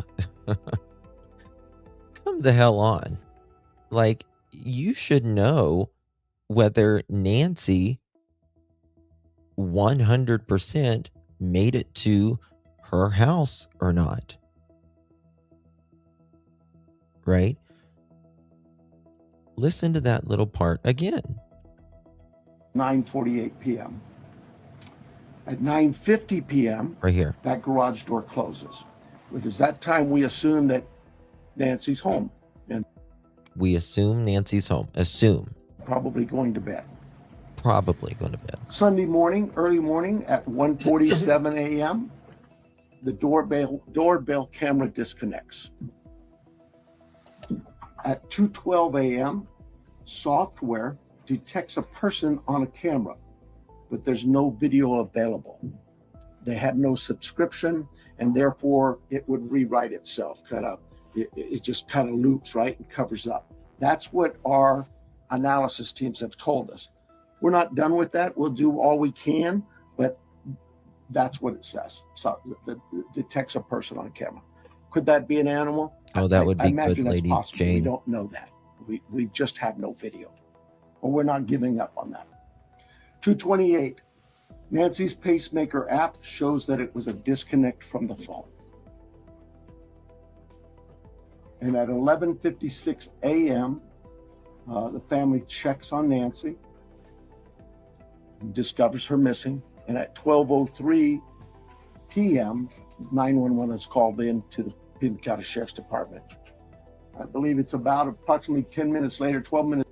So, one thing that I've been thinking of, you know how 24 hours before Nancy goes missing, she is talking about that she's going to go over to her friend's house and watch Sunday church with her, right? I would like to know who all was there that day. Now, again, I believe that whoever porch guy is, that this was already in the motion, right? Him being there nearly 3 weeks prior. But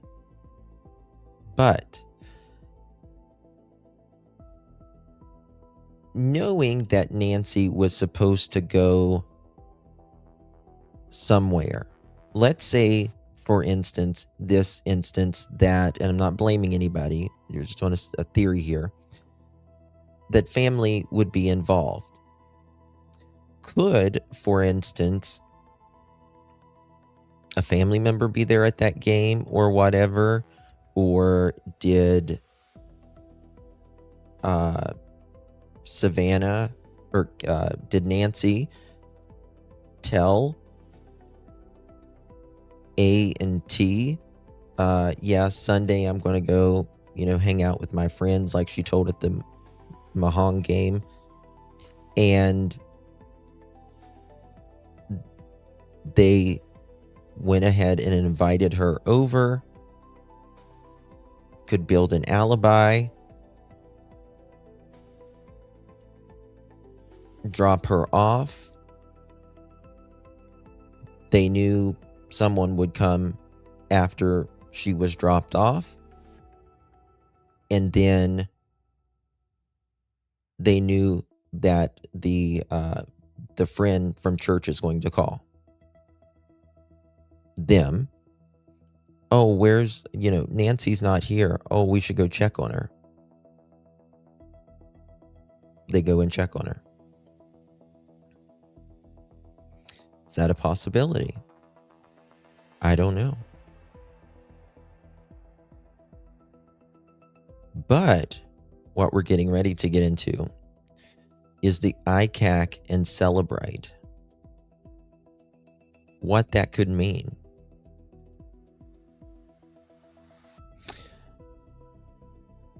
Did Nancy have some information that could have really been troubling to someone?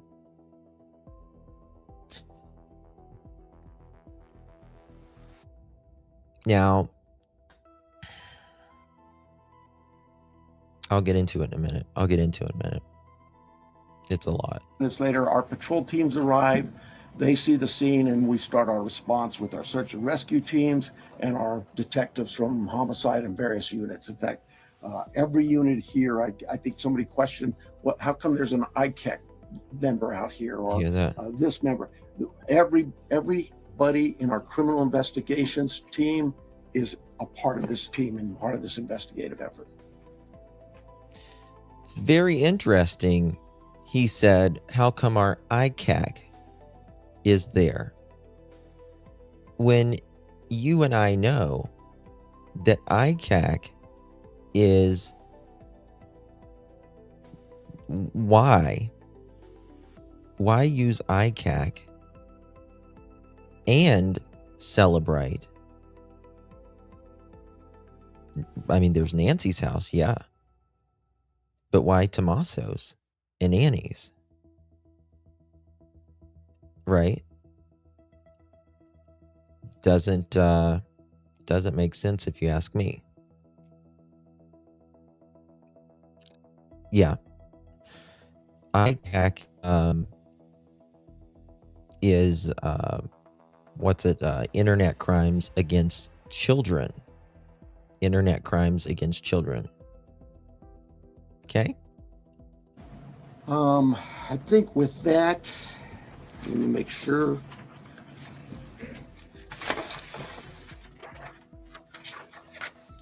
Now, I want to clarify some things that I may have already done, but yeah, I've gone over with the blood at the front door, the doorbell camera. It was removed, we know that, but we're not confirming that any cameras were smashed or destroyed around the house. I don't know where that came from, but that's something we're not confirming. The car, I feel like there was if family is involved, I think there could have been a very important conversation that happened that evening. A very deep conversation. The car that was at the home, it's just standard investigative practices. It's part of the search warrant scene, court orders. We pull it out of there and do our scene processing with the vehicle.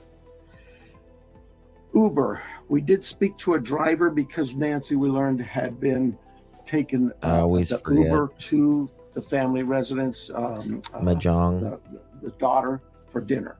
And we located that driver and spoke with them and got that information. The house, you guys got this, I think, conducting follow-up. I think you said somebody had mentioned that they saw a team out there again last night or yesterday, and that's just, again, what I was talking about before.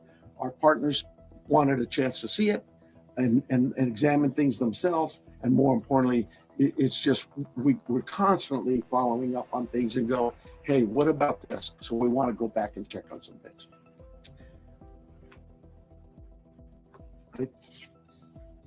Here's the other thing.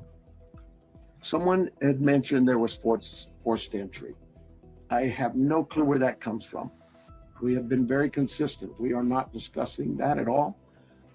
Whether it's forced entry or not forced entry, that is something we're just not discussing. So I don't know where anybody got that information. I think I am about done with. Okay. All right. So you see that, you see that, you see that. Okay. Now, remember Ashley Banfield? She's had it up to her ears here. You'll see where I'm going with this in just a little bit. She's had it up to her ears here. And about the second letter, she didn't show very interesting. I wonder if it was why ICAC was involved.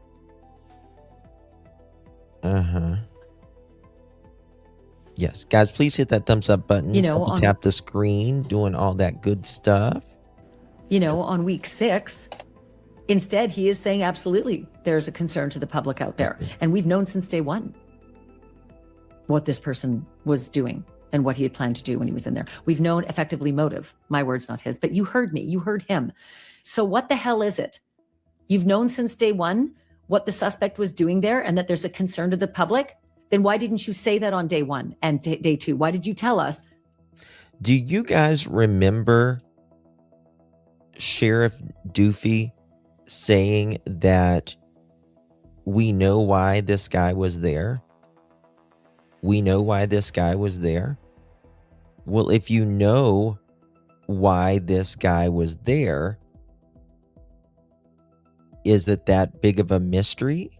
And are we just sitting here, you know, saying? You can tell she's frustrated here, and she has every right to be. Well, yeah, he said no danger to the public too, but he did an interview and he said, we know why this guy was there.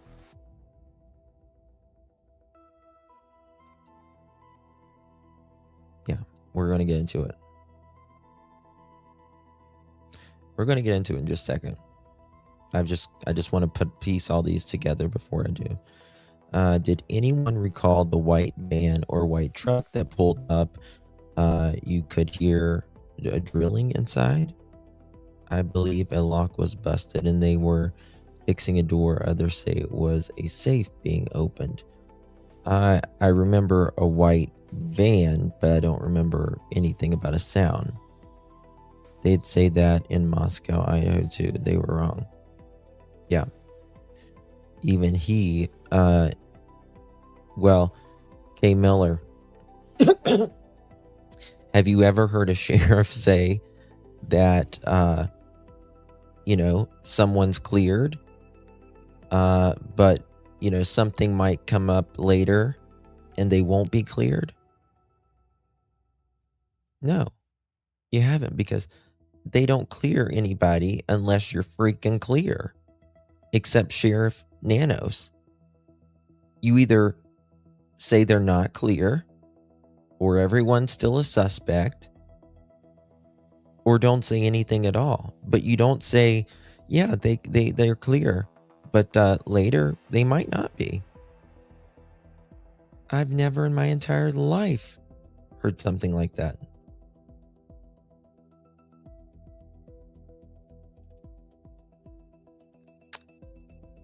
Oh, thank you, dear.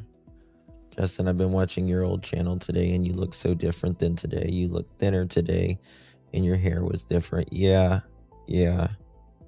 I've lost a little bit of weight. I was really battling Lyme's when I was on my first channel. Well, not really battling it. I was getting better. Thank you, my dear. FBI screwed up badly, terribly. Well, I don't know if it's the FBI. I think it's Nanos.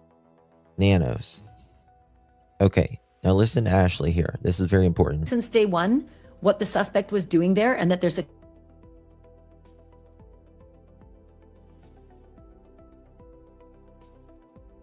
And why did my sources tell me what your focus was Listen. on day one? You towed the brother-in-law's car.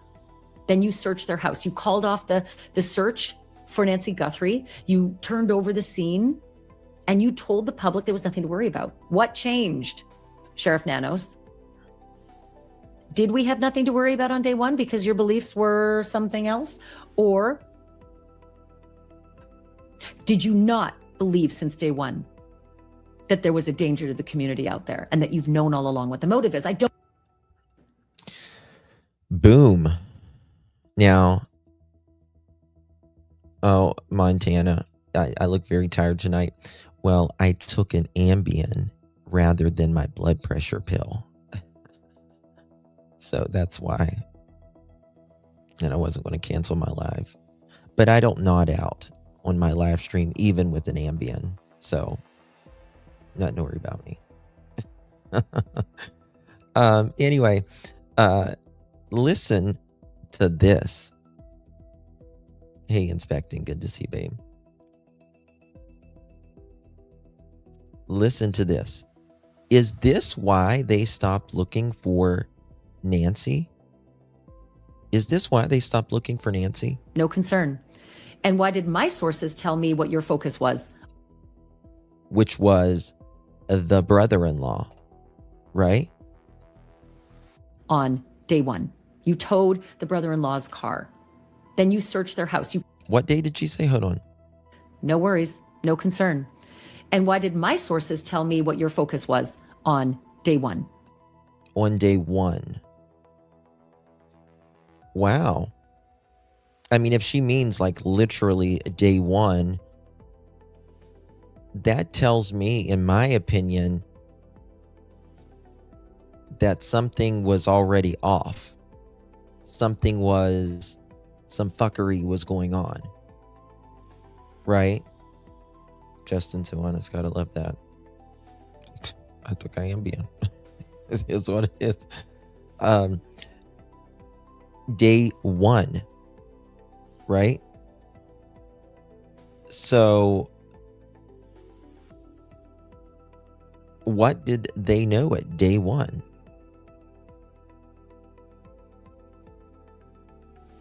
You towed the brother-in-law's car. Yes. Then you searched their house. You called the search for Nancy Guthrie. Yep. Stop searching for Nancy Guthrie. Start looking at their house, right?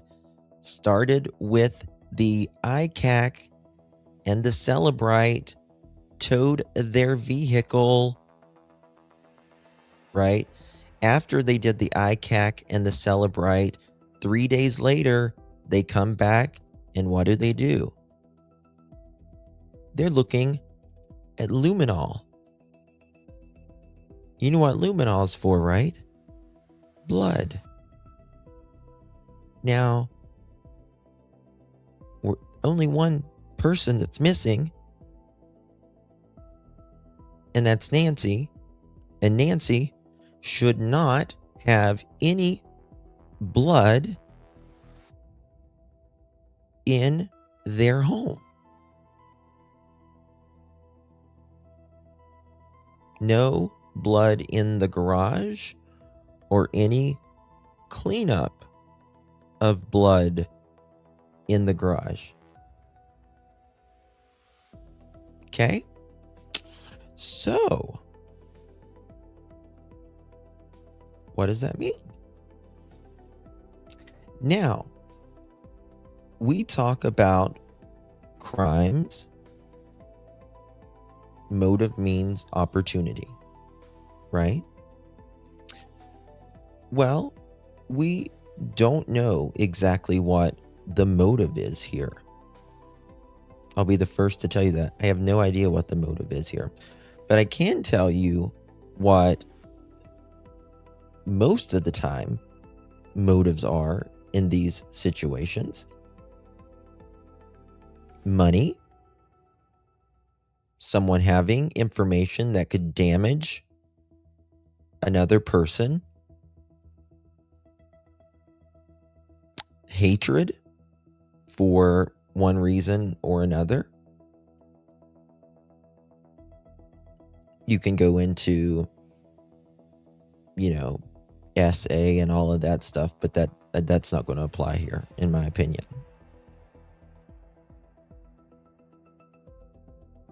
So, ICAC, Internet Crimes Against Children, ICAC. You turned over the scene and you told the public there was nothing to worry about. What changed, Sheriff Nanos? Did we have nothing to worry about on day one because your beliefs were something else? Or did you not believe since day one that there was a danger to the community out there and that you've known all along what the motive is? I appreciate Ashley just absolutely blasting it right there, because that was very much needed. Very much needed. Now, we're going to go to Jesse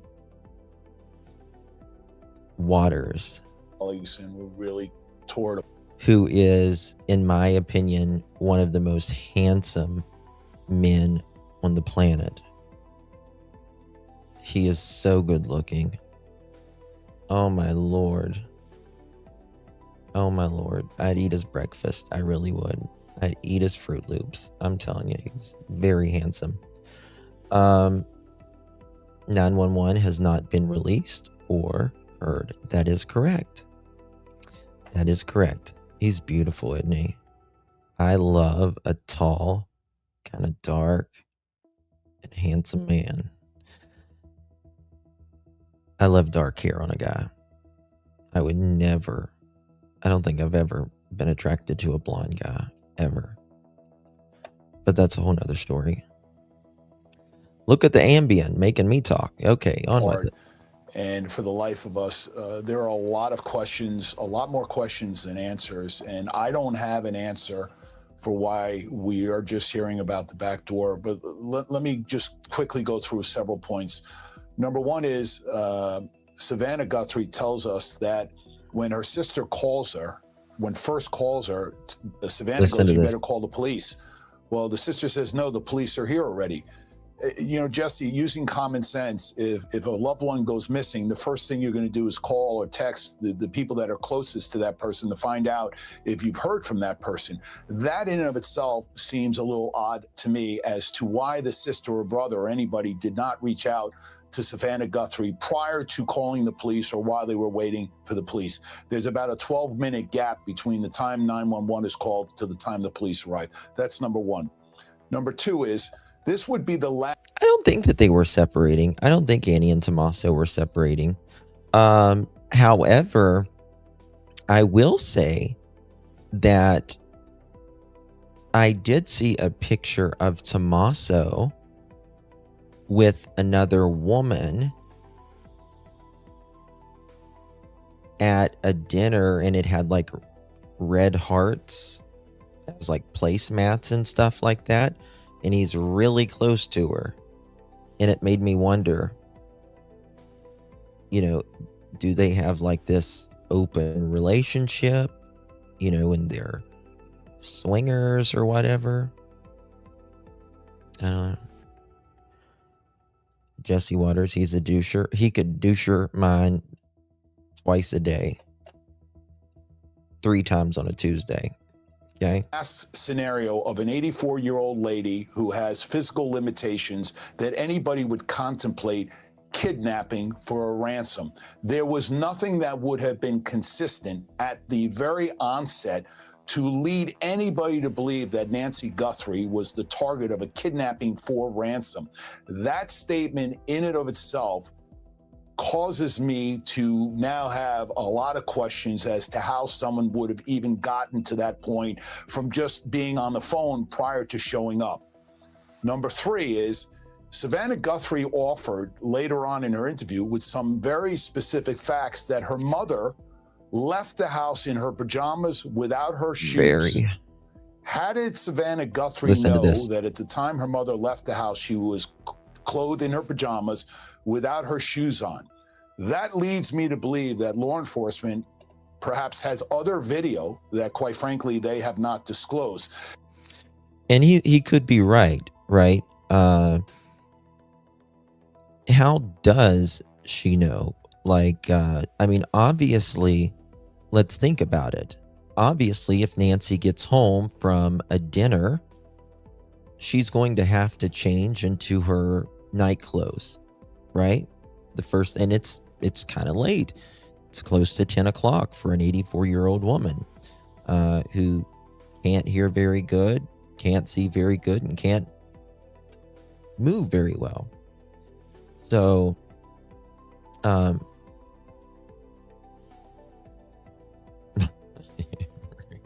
you're sweet, Marie. So tell me, how did she know? Is she just assuming this? Or has she seen other video or other thumbnails from inside the home?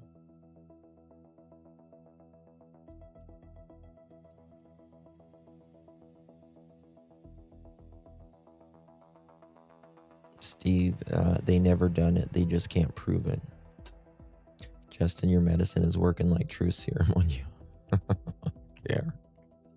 Unless Nancy Guthrie only had one pair of shoes in that house, how would anybody be able to know that she left the house without her shoes on? That's a very specific material fact. Right. And it caused us to pause and Oh, she wonder. did. There's a lot of things that we just don't know.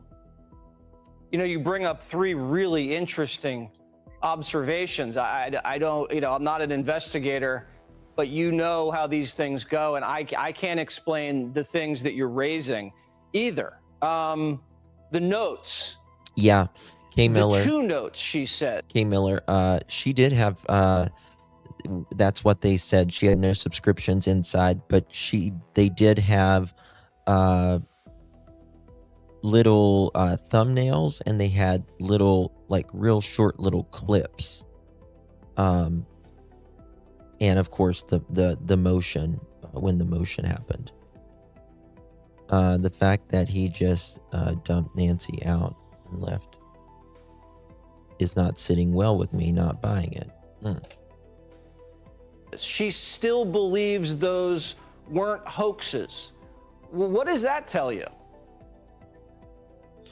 She not only said that 2 of the ransom notes with specificity she believes are real, she actually also suggested that it was one kidnapper.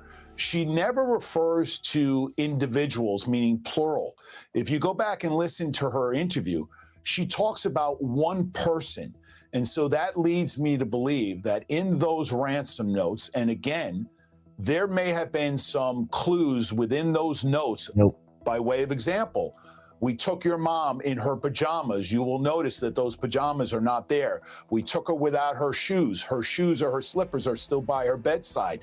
And so there is some specific facts that are known to law enforcement that, quite frankly, they're keeping very close to the vest.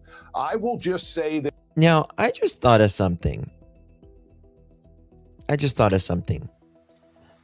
Could your 84-year-old grandmother or mother, could she walk outside barefoot? I'm asking. Could she walk? I mean, seriously, could your 84-year-old mother or grandmother walk outside with no shoes?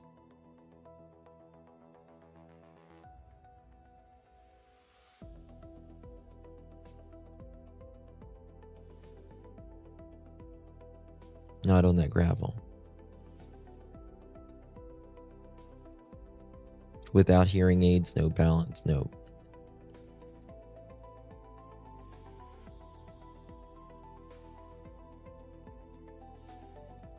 Mama of 3, I'm 58 and con. Can't or can?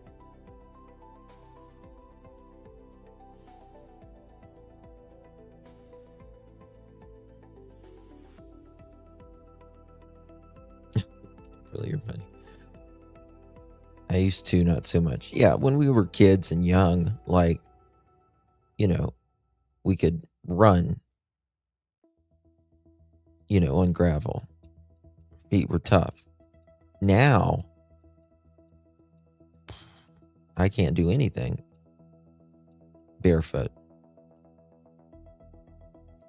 So, my mom is 83 and there's just no way. So I'm just thinking about, you know, I mean, yeah, she would walk across the floor. That would be fine. She'd walk on the sidewalk. That would be fine. But walking in the yard and walking on the gravel, that's going to be extraordinarily hard for her. So think about that. Again, I don't know if Nancy was alive when she left that home. I don't know if she was alive when she left that home. And if she was, they may have just picked her up and put her in the car. But that's going to require more than one person. And we only have one person there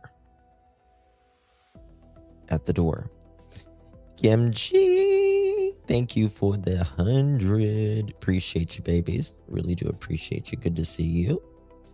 And Joey, thank you for the Sunday. Appreciate you, dear. Thank you so much. Appreciate that. It would be like walking on a small Lego. Yeah.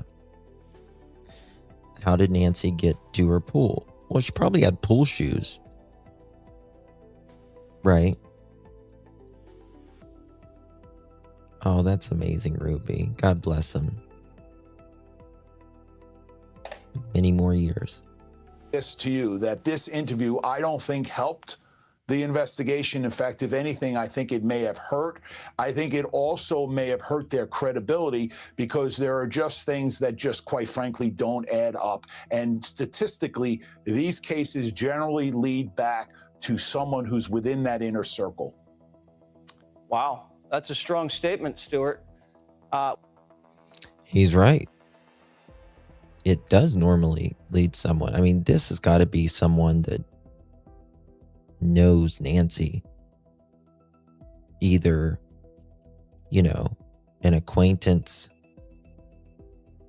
someone she's, you know, worked for her, or someone very close. We'll see how it plays out. Why would, putting the credibility issue aside, why would this interview hurt the investigation?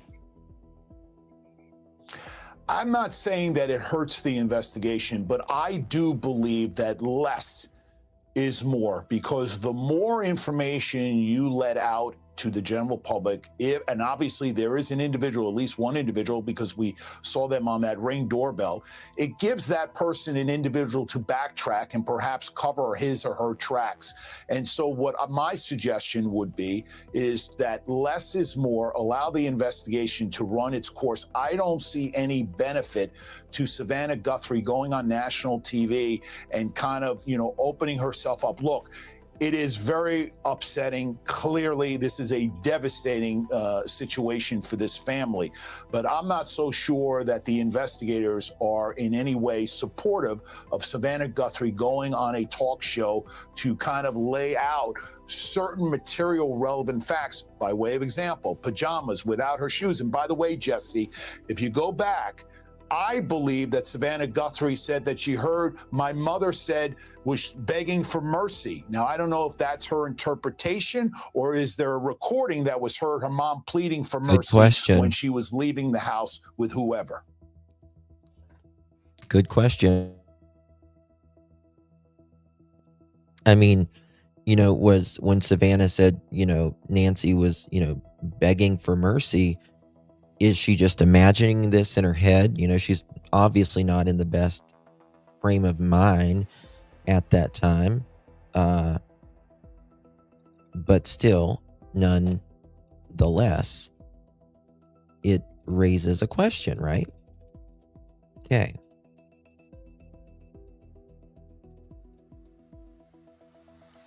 Ashley Banfield is standing by her story and source. The son-in-law is a suspect, allegedly, I'll say, in Nancy Guthrie abduction, car towed as potential evidence. Listen to this 1-minute clip. That was another thing that I'm just putting a lot of pieces together. No, you're right. And again, you're, they're and not the very other thing the experienced, audience should know, they probably already do know, is you're not some whack reporter. Like, this is your beat. You've been done it a covering million crime times. for 20 years. You're very solid. Your reporting 40. standards. 38, but who's counting? 38 You've years been this year. reporting for many, many years, but like Yeah. your reporting standards are very high. So you understand very well the gravity of reporting something like this. This is not just some slapdash operation. And you trust this source that told you right now he's the She didn't have a dog at the High time. level. Okay. High So no, level. you're right. I They can't wouldn't. say And they when don't was get a it lot that they higher than seized this the level. car? Why was it they seized the car? When? Okay, you heard her there. High level. It doesn't get much higher than this level of her sources telling her that they were eyeing Tommaso. I don't know the answer to that, but I do know that the FBI, according to Brian Enton, was over at Annie Guthrie's house yesterday for several hours. What was that part? When was get a it lot that they higher than seized this the level. car? Why was it they seized the car? When? I don't know the answer to that, but I do know that the FBI, according to Brian Enton, was over at Annie Guthrie's house yesterday for several hours. Okay. And back over at that house again. So the question is, why do they keep doing this? Right?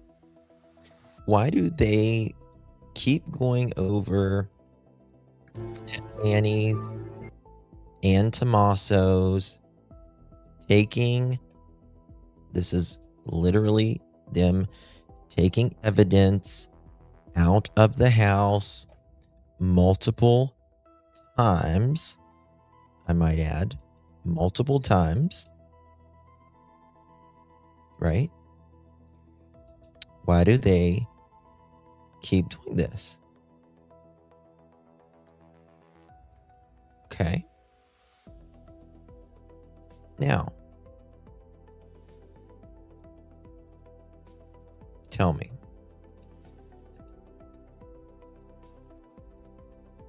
Showing up day and night.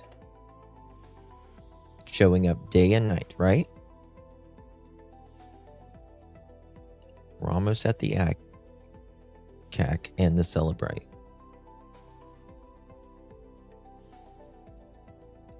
Thank you, Jeannie. Thank you, baby, for the flower. Appreciate you.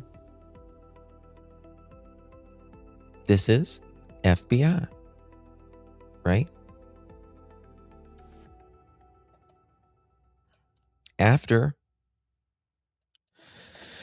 they did the Cellebrite and the ICAC, 3 days later, they went back in the house. Jeannie, thank you so much, my lovies. Appreciate you. Thank you so much for the support. Really do appreciate that, Miss Jeannie. Much love to you.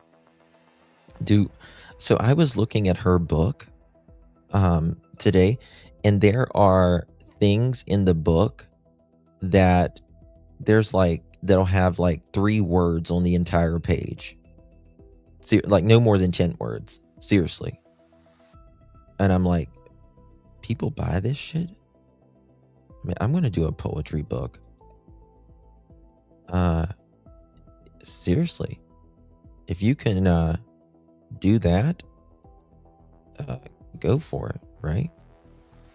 Okay. Now, let me see here. Oh, you remember, did I show you guys that? Did I show y'all that? Hold on. You remember, I got some very interesting things here.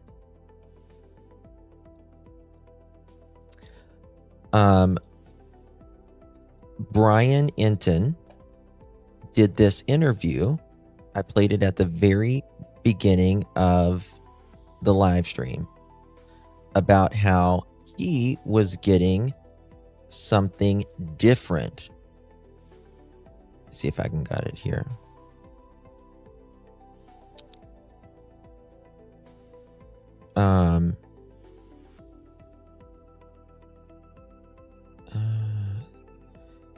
So Brian Inton, okay, let me just play this part because this is very important for my next part.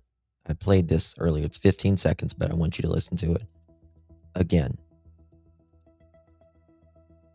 Again, it's Listen to hard to this. blame the searchers because the family was pretty insistent that this was a walk away as well, and so they were doing. The family was pretty insistent that this was a walk away as well. Yes, Cindy, baked beans, douche, and a lawn chair. Yes, exactly. You get me? So the family was pretty insistent that this was a walk away as well. What they were trying to do and searching, looking for Nancy, and I believe it got to the point where once they didn't find her in the area, combined with the blood on the stoop, that's when everybody kind of decided, all right, we have something else here. So see, what I heard was the opposite, that the family was pushing them to say, look, it's not a walk away. And that the investigators in the very beginning were considering it a walk away, but the family was having to remind them over and over again, like, no, she wouldn't just walk away. She's in bad health, and she doesn't have cognitive issues. That's what I've heard. Yeah, that's not the information that I gathered today. What did you, if you don't mind explaining a little more, what did you hear Not today? the information he gathered. Just that the family believed that she was out there, that she'd walked away. That the family said she was out there and that she just walked away. But I mean, from the very early moments, Annie and Tommy were saying this isn't that case that you are used to where someone wanders off. She can't wander off. so then you have Savannah saying that. And, I really try not to get too conspiracy on this stuff. But it's like, did they want Savannah to say this moments, in her interview? Annie and Tommy were saying this isn't that case that you are used to where someone wanders off. She can't wander off. My mom, she was in tremendous pain. Her back was very bad. She was trying to, on a good day, she could. So there was no wander off. Doors were propped open. Yeah. And there was blood on the front doorstep. And the Ring camera had been yanked off. Yeah. And so. And remember the letter. We didn't realize she was as frail as she was. We're sorry. We were saying this is. Do something. This is not okay. Yeah. This isn't. Something is very wrong here. Early moments, Annie and Tommy were saying this isn't that case that you are used to where someone wanders off. She can't wander off. My mom, she was in tremendous pain. Her back was very bad. She was trying to, on a good day, she could walk down to the mailbox and get the mail, but most days not. So there was no wander off. Okay. And the doors were propped open. Yeah. And there was blood on the front doorstep. And the Ring camera had been yanked off. Yeah. And so we were saying this is. Do something. This is not okay. Yeah. This isn't. I gotta show y'all something. Something is very wrong here. Early moments, Annie and Tommy were saying this isn't that case that you are used to. So, again, whenever the sheriff says we should be ashamed, about, again, things that he has done, and the FBI. Wanted to show you this. This is an interview that was done to Annie. And or maybe it was Tommaso. It was Annie or Tommaso. But I want you to look at it. What is your future plans? I'm going to continue teaching. This was Annie. This was Annie now. I'm going to continue teaching oracle writing. First of all, what the fuck's oracle writing? Let me Google that. What is oracle writing? Oracle writing, or oracle bone script, is the earliest known form of systematic writing in ancient China, from the Shang dynasty. Purpose and use: divination. Royalty used the bones of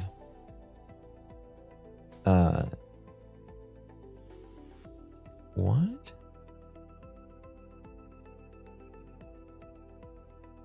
One second. Royalty used the bones of Scapulacy, a ritual to predict the future and seek guidance from ancestors or gods.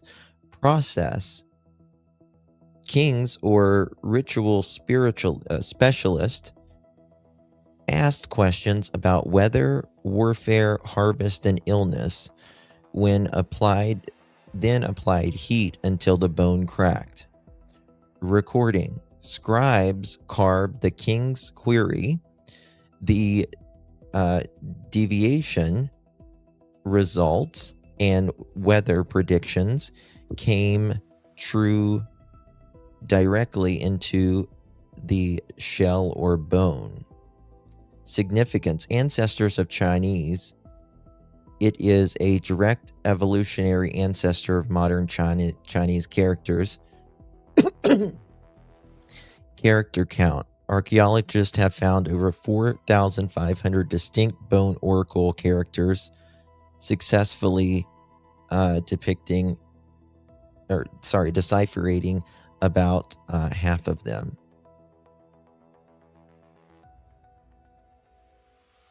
Okay. Let's find it here. Okay. That's a little weird. Scorched earth, yeah. Thank you for the Sunday. Thank you for a Sunday on a Monday. Appreciate you, babies. Good to see you. That's okay. Thank you so much. Yeah. That's what I was getting to, Mohawk. I am going to continue teaching oracle writing at the Poetry Center in Tucson. It keeps me on my toes. Hopefully, I can manage a tiny book tour when the books come out. I have friends, listen to this, in big cities, and I will probably just design it around where my loved ones live. Paris, New York, San Francisco, LA, Los Angeles, Asheville. I am forgetting somebody. Okay. Well, that's fine. That's fine. Who's paying for the flights? I don't know.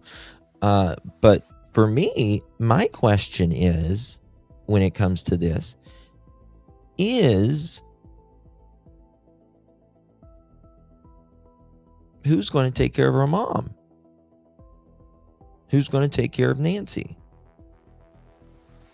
Stop saying Sunday, I want one. Who's going to take care of Nancy while you do a book tour? you know?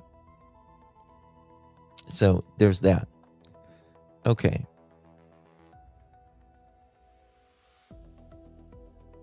Now, look at this.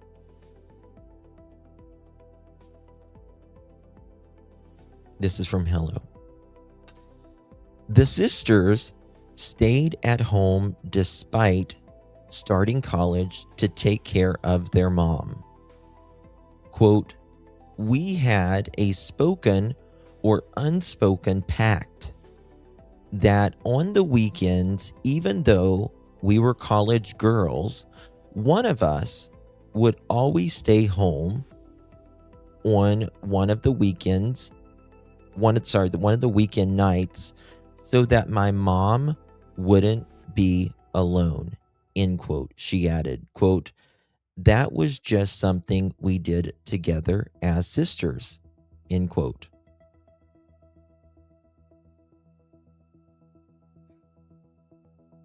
Right, Don. So, you can take this how you will, but they had this spoken or unspoken pact, even as college girls, that one of them was going to be there with Nancy. Right?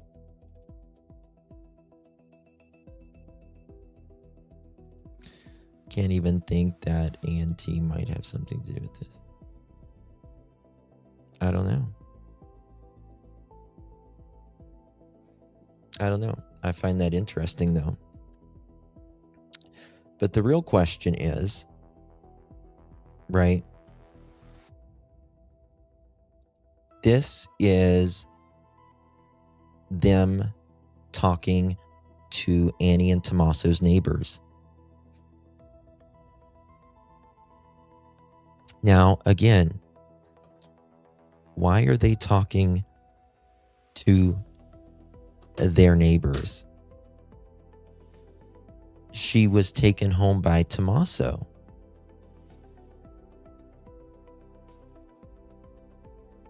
Right? Tommaso came home. Nothing to see here. Nothing to see here, right?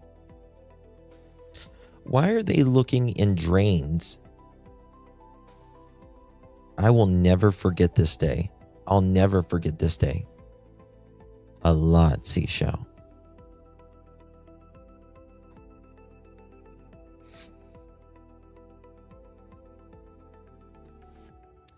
Now, I mean, seriously, I don't care where you stand on this case, right? Because I don't know. I'm not blaming anybody. But I don't know why they are looking right outside of their neighborhood in a damn culvert for Nancy.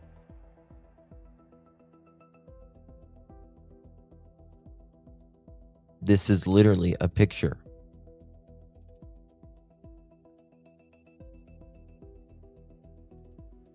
Did something happen in that neighborhood that night? Was there suspicious phone, vehicle data, camera footage?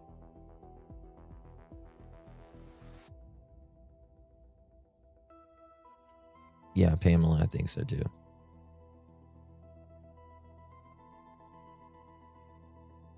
Right? I mean, Nancy lives miles away from here. This is Annie and Tommaso's backyard. There was over 200 police and FBI agents on the ground when they went over there. You got to ask yourself, this is not a routine. I mean, let's be real. You know, you get their alibi and, you know, you get their text messages and, you can, that they haven't spoken to anybody about, anything that might be off, to clear them. Let's be real. That's basic investigating. This is not basic investigating. If you're looking in a culvert for an 84-year-old woman who should be on the other side of town,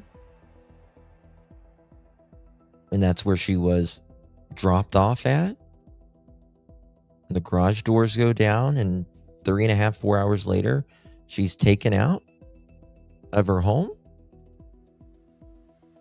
This is not basic investigating, folks.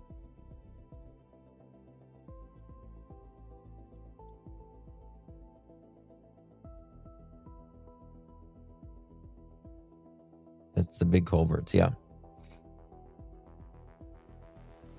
So, big questions there.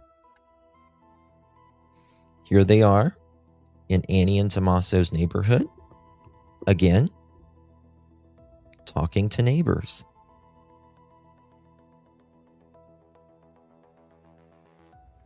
Did they see anything? Do they know anything? Do they have any cameras?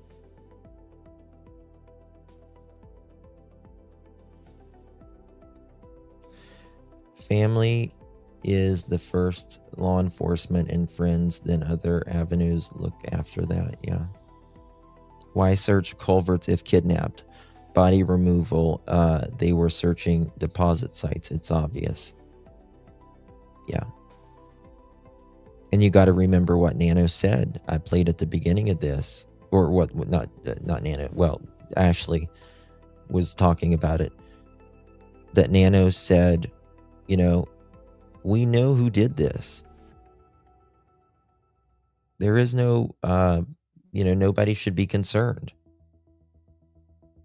Meaning like other people in Tucson. He let her in the front door, but opened the garage door to let in the perp at the exact same time. I don't know. If that's the truth, then why would they wait 4 hours? And why would, if they waited, if that was the case, then why did it take so long for the perp to be seen on camera? Maybe the reason we haven't found Nancy is because the ones that probably did it or mastermind is off the suspects list, in my opinion.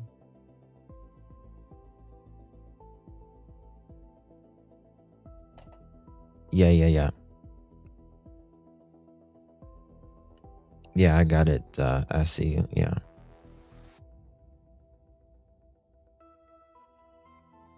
It was through a company they're suing. What was through a company?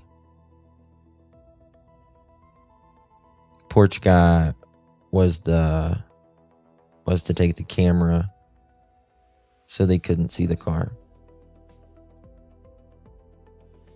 Okay, now. This is from Fox. FBI agents canvassed an area near Annie Guthrie's home in Tucson, Arizona on Tuesday, prior to 2 SWAT armored vehicles departing the Pima County Sheriff's Office parking lot. 2 sources tell Fox News Digital that SWAT rollout is related to the Nancy Guthrie case, though it remains unclear where the vehicles went. Now, think of that a second. Think of that a second. They were all at Annie's house and Tommaso's house. They did the ICAC, the Cellebrite. Then they came a couple days later and did the luminol. Right? Then they're over here searching. Drains, all of this stuff. Then these trucks roll out. Pima County armored vehicles roll out as they are searching this area. We're going to get into it, AM. We're going to get into it.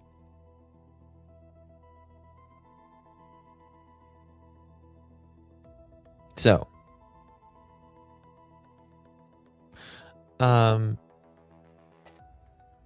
is there a connection between over here at Annie A&T's home and when they started doing this swatting? Okay. Now, look at this.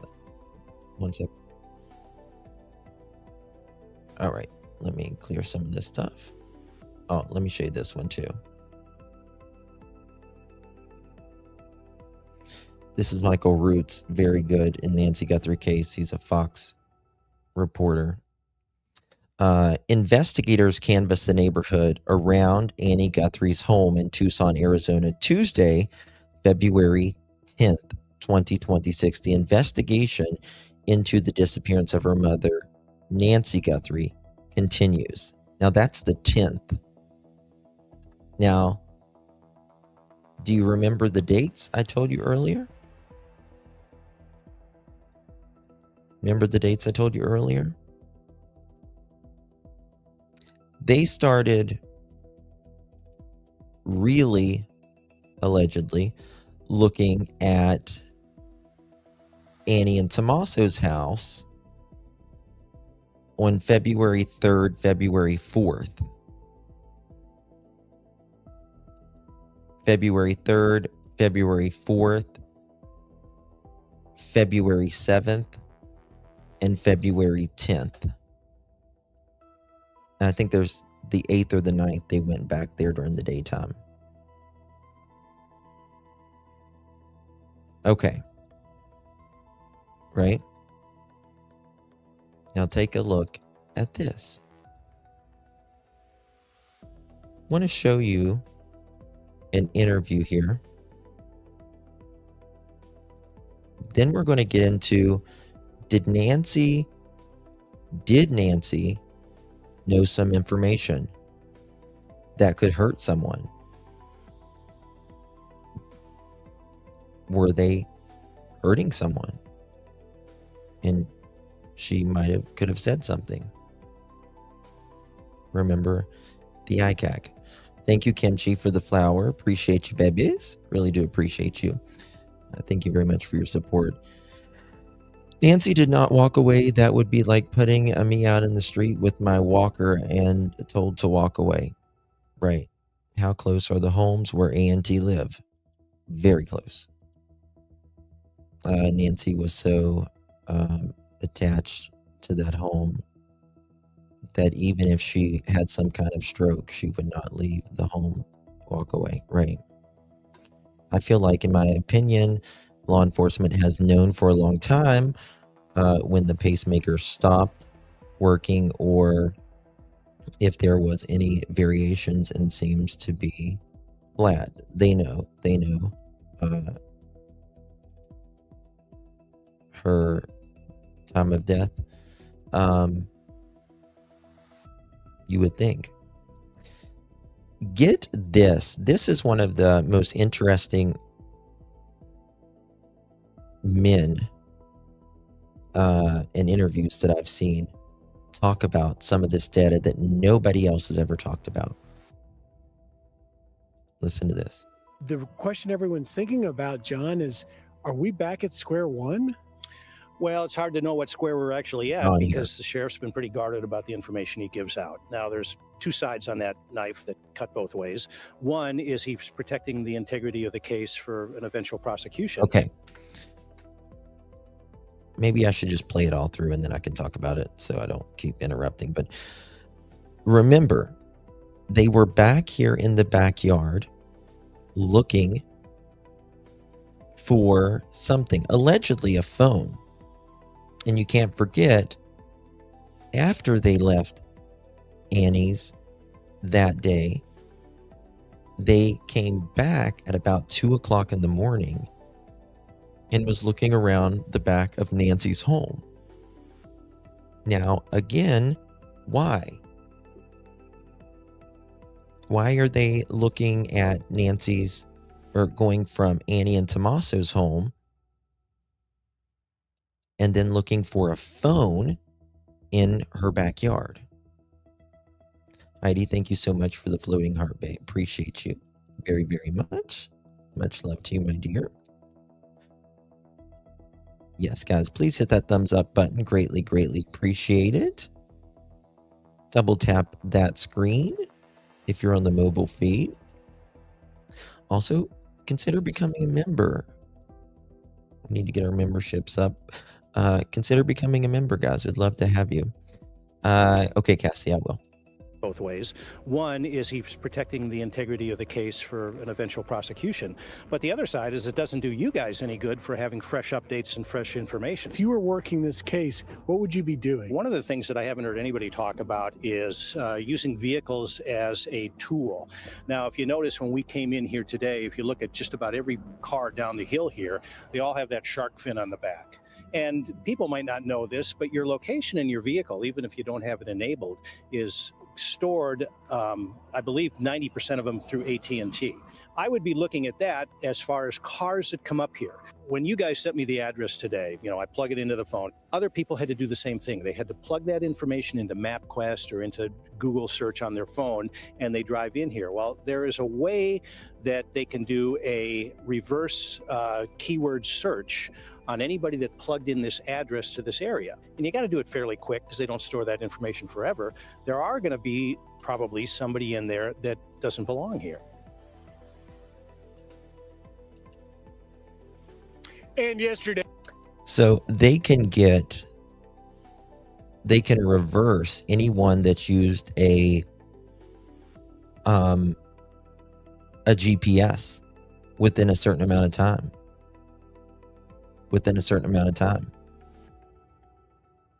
Now, the ICAC, and then we're going to get to some breaking news here. Damn fly is bothering me.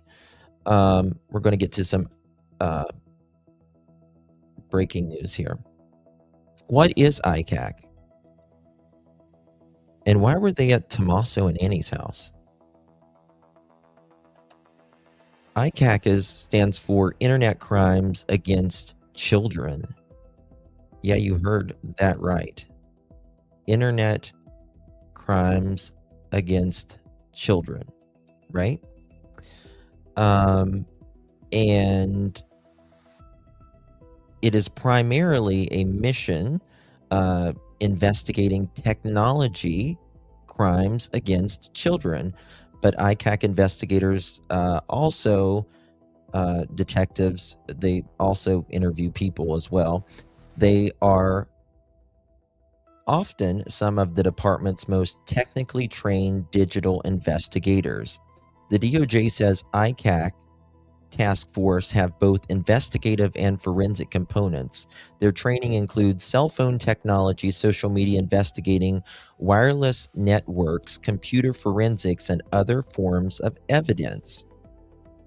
On February 4th, 2026, they were outside of Annie and Tommaso's home, and it showed investigators with ICAC clothing, right?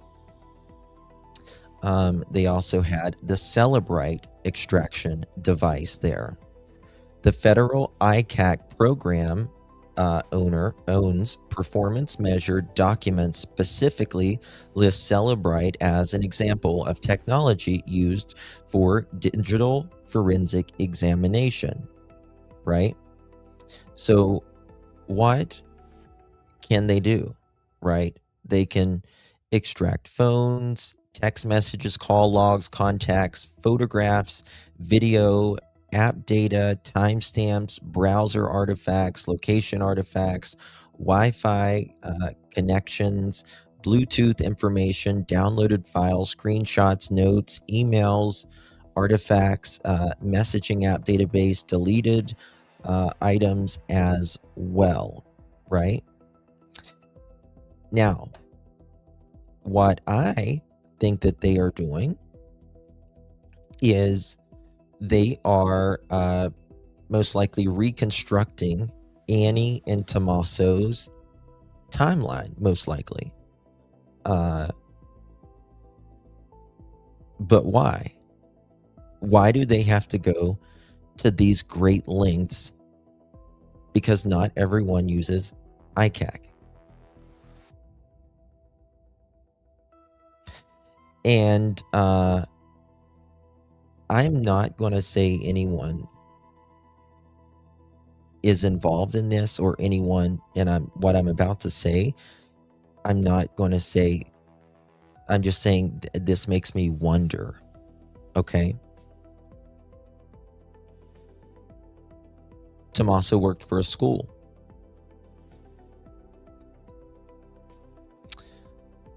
And I wonder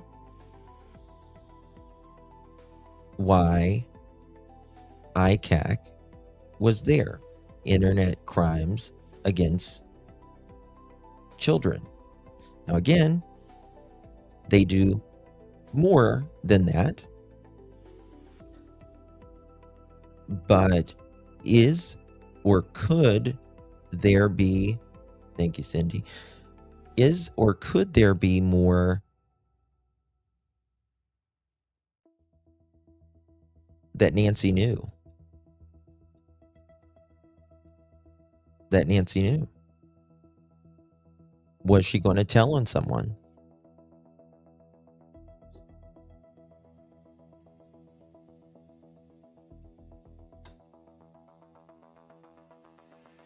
Is T back to teaching at the school?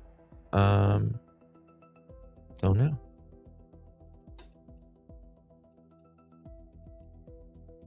I don't know. You know what I mean? It's because something was off on the investigation with ANT. That is why they went to such big lengths. Absolutely. Okay, guys, we got some breaking news here. 1 second. All right, everybody.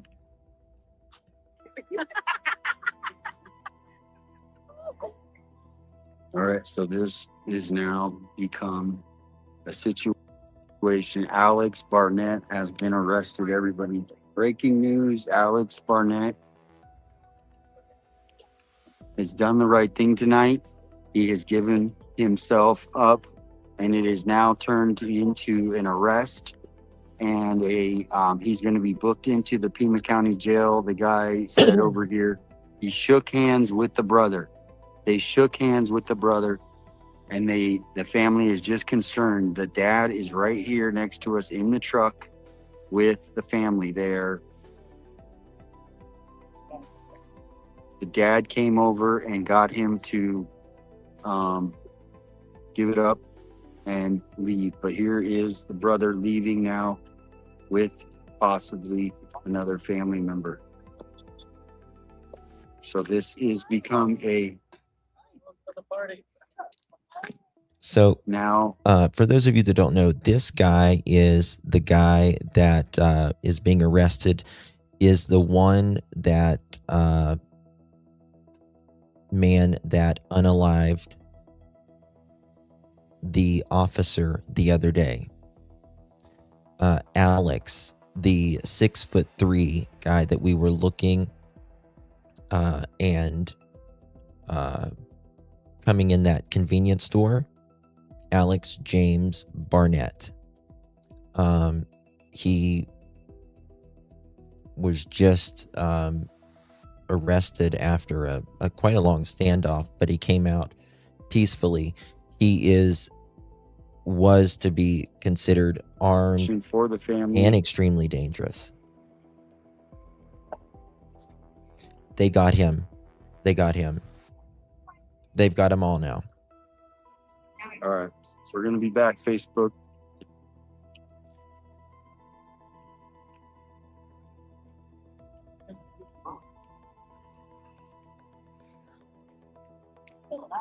Did they unalive the pregnant wife too?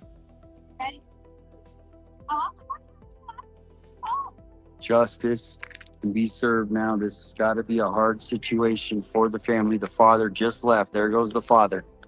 He just left the scene, everybody. It appears the father came on and talked Alex to make the right decision. Yeah. She survived. Okay. Oh, gotcha.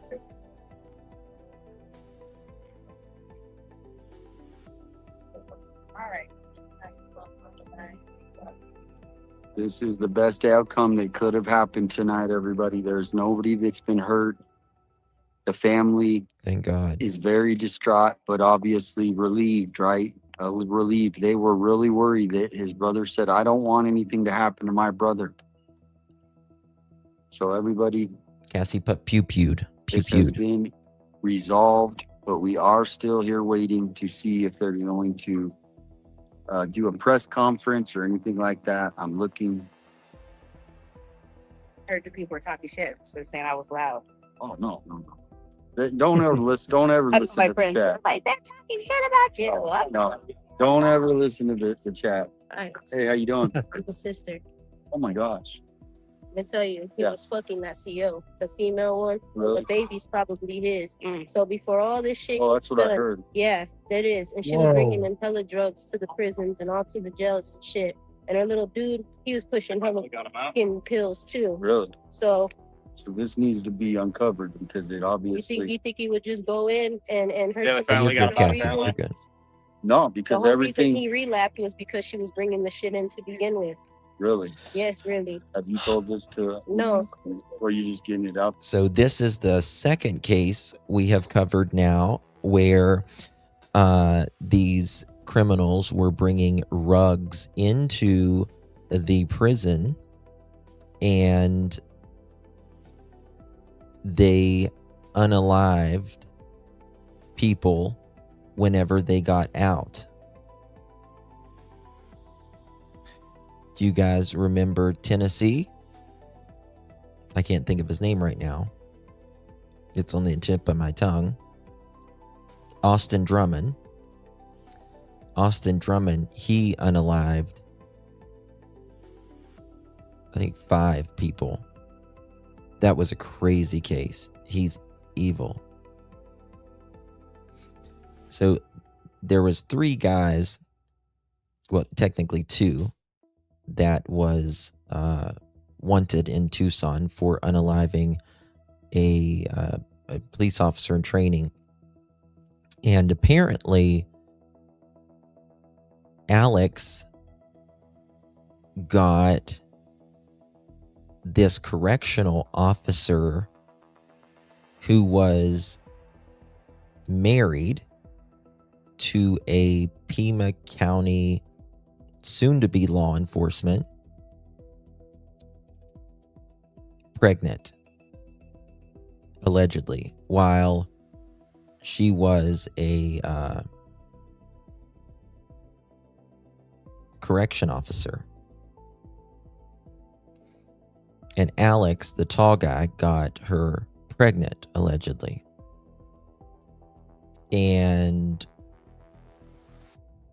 apparently he got out, and now he's going to prison for life. And Santiago Roger allegedly helped him.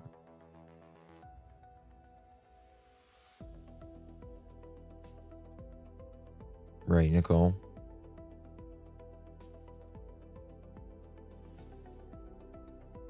That's absolutely nuts.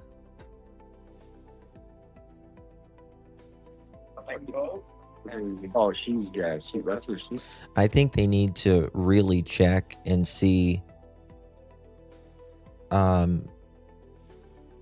any other crimes.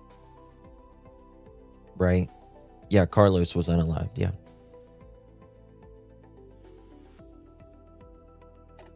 Because God only knows. I mean, they've had kidnapping charges.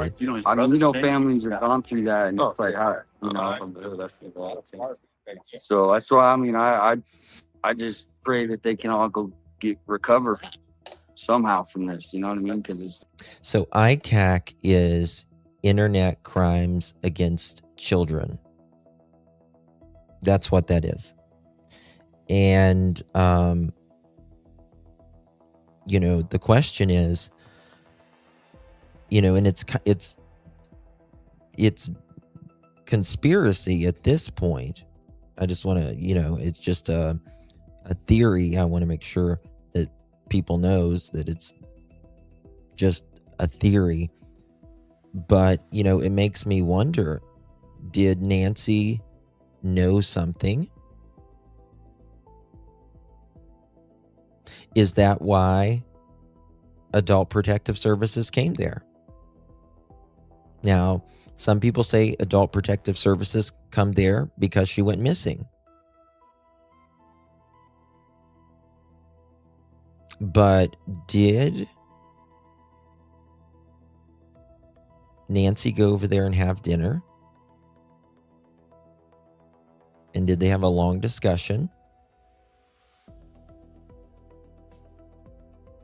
Was there something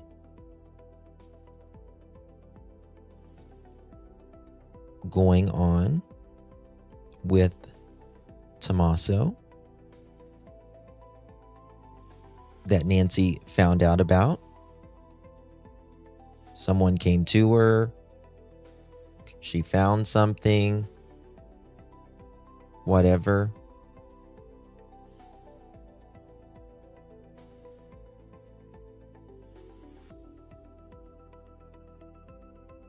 Internet Crimes Against Children.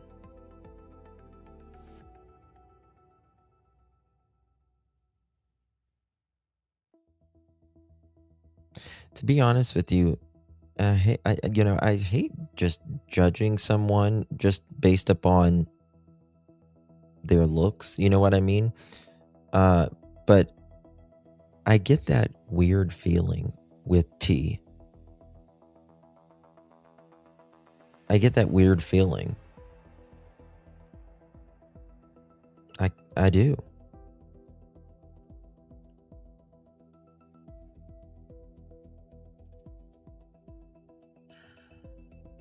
Deanna, you missed a lot, girl. A lot. You gotta rewind.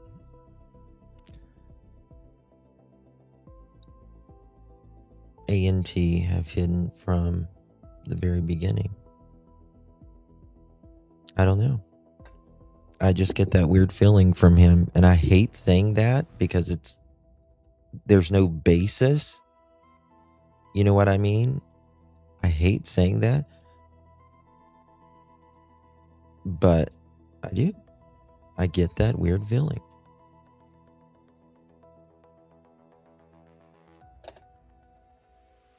They should not be looking, in my opinion, outside of her home in a drum. Okay, so they've already taken him away. Let me show you this, guys. Remember this? Remember the ransom note? Remember the ransom note that said we'll need time to get her back in Tucson?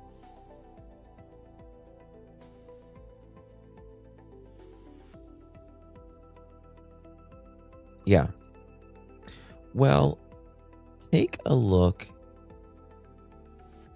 at this.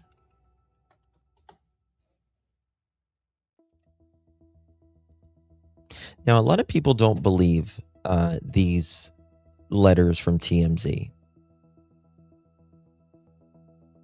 I still do. I still do. Listen here. You know, I will share a little bit of news with you. The person who has been incessantly contacting us, although saying, stopped for a while. Yeah. We got another letter today from this person, an email saying, I know where her body is and who the kidnapper is. Give me half a Bitcoin and I'll tell you. And this person has been really persistent, knowing that if it's a scam, it's a federal crime. Right.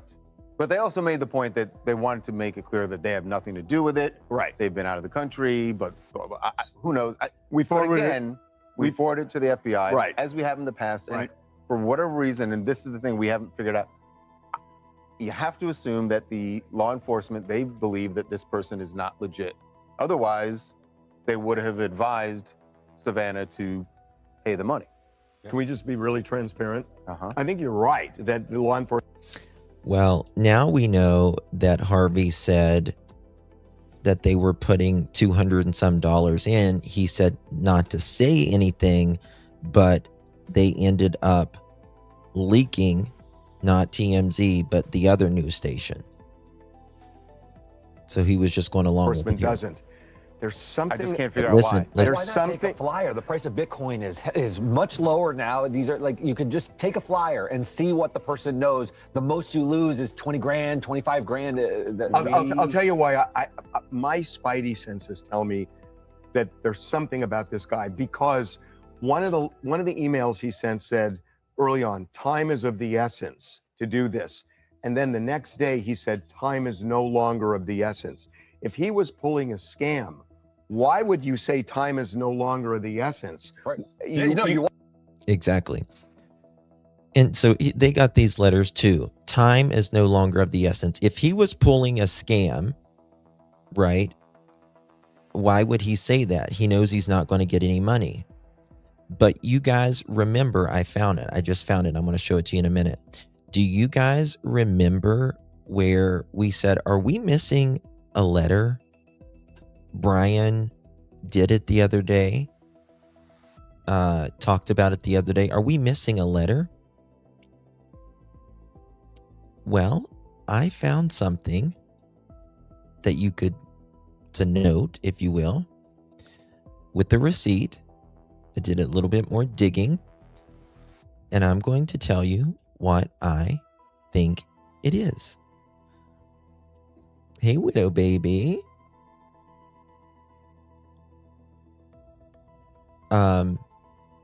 Carlos is not the Carlos in the Nancy Guthrie case. Carlos was a soon-to-be law enforcement of Pima County. His wife was a correctional officer and got pregnant allegedly by an inmate. The inmate and this other guy unalived him and tried to unalive her while she was pregnant. She survived. He didn't. So, but a lot of people are, trying to put these together. If Santiago or them could be porch guy, it's possible. But listen to this. Let me just back this up. Tell me that there's something about this guy, because one of the emails he sent said early on, time is of the essence to do this. And then the next day he said, time is no longer of the essence. If he was pulling a scam, why would you say time is no longer of the essence? Right. You want to keep the value high. You want to keep the value high. Yeah. And the fact that he said this made me think, this guy knows something. Yeah, it's a way to look honest as well, though. I'm not, look, Right. I'm not FBI. We're not privy to all the information they are, but you're talking about just the from the psychology, outside yeah. looking in, it sure seems like this person knows something.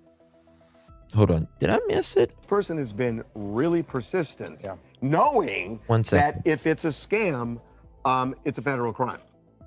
Right. But they also made the point that they Right here. wanted to make it clear that they have nothing Listen, to do with it. listen. Right. They've been out of the country, but who knows?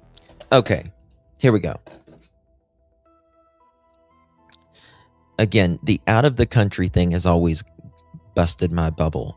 Something is up with, I believe, these notes, right?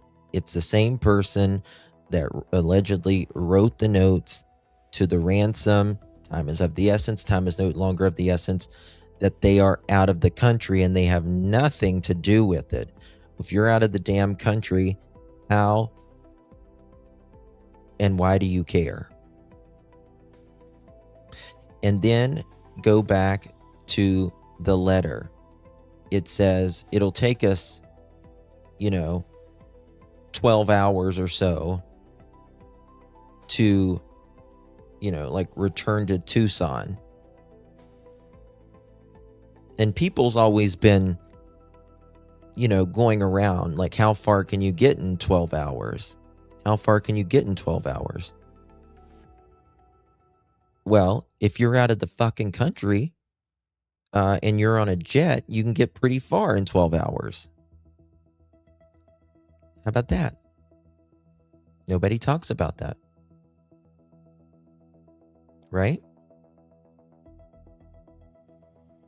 Listen to that.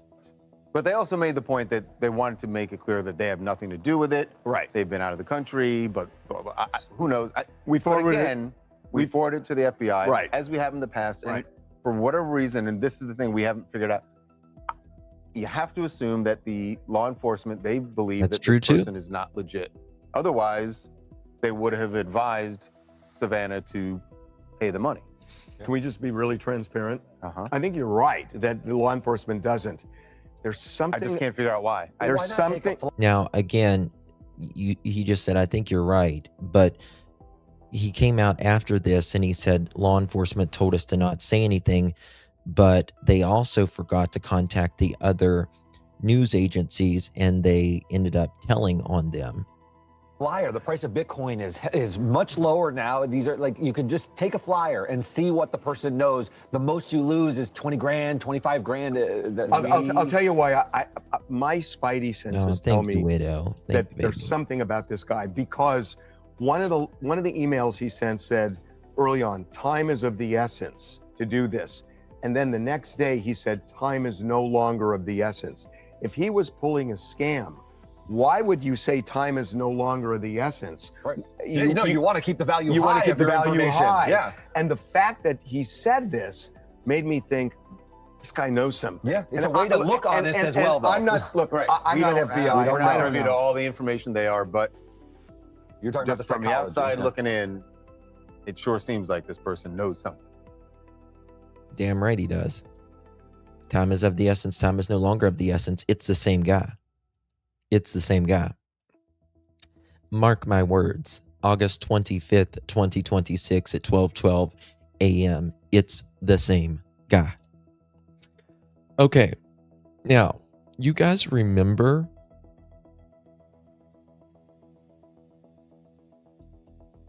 could there have been a second letter or whatever? A second note? Felt like we were missing something. And I do have an opinion on something. I got a receipt on something that I want to show you guys.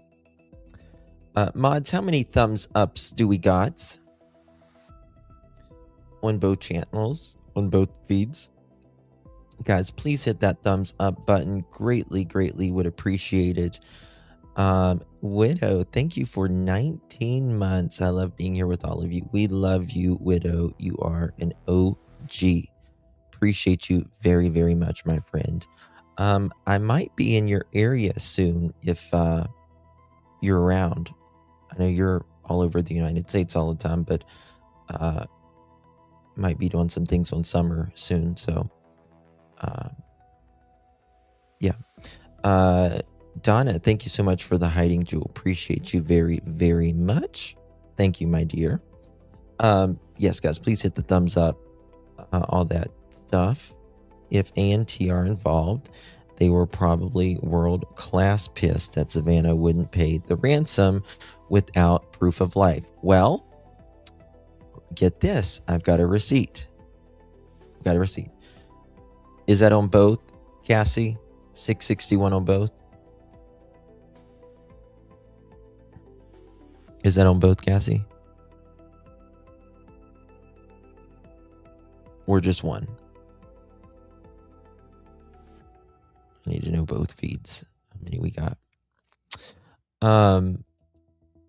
So take a look at this. Oh, damn. What'd I do with it? It just disappeared. Let me find it here. Alrighty. So,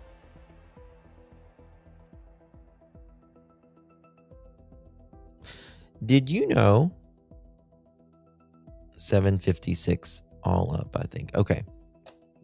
We got 839 or 840 something in chat right now with both feeds. So that's not bad. You guys are sweet. Thank you. Okay.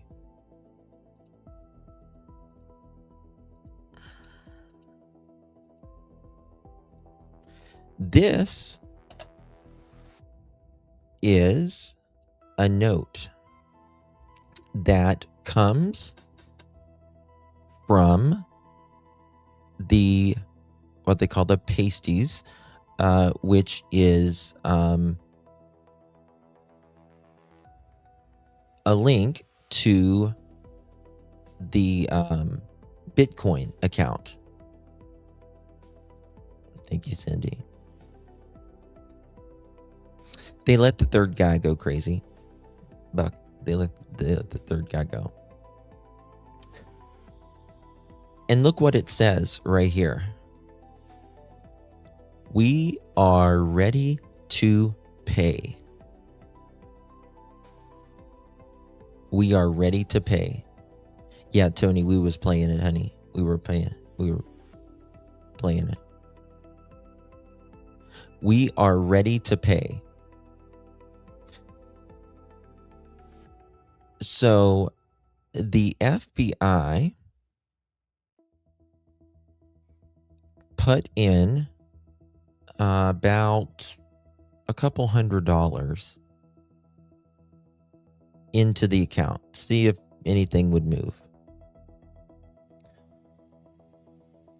Yeah, Don, I took Ambien rather than my lisinopril before the live stream. So I am a little tired. So yeah, we are ready to pay. They contacted this guy and wrote that note. Now, this guy, I don't know if he wrote back or not, but Savannah and them told him in this account, why did you do that? Because I'm a dumbass. Because my Ambien and my lisinopril look almost the same. And as soon as I swallowed, I was like, oh God. Oh well. So we are ready to pay. Contact us. That is a receipt from them. Now, let me see if I got it here. 1 second. Let's see if I got it. Or did I exit it out of it yet? Something that's very interesting. Okay. Well, if you go back in this live stream, I had it playing earlier where they said TMZ was told that the FBI was putting money into the account and not to say anything, but KV, whatever, and the other stations, law enforcement did not contact them and tell them that to not say anything. So they blew the cover. They didn't want that getting out there. Now, want to show you something. This is a post from Mrs. A. Guthrie. Love you, sunshine. So Justin will have to watch the replay. Remember this live? Yeah, probably. And as you see here, they've got, minors here. But this looks not like the United States. I'll just say that. Right? and it says flies and their lords, which again is really weird language, right? I agree, crazy.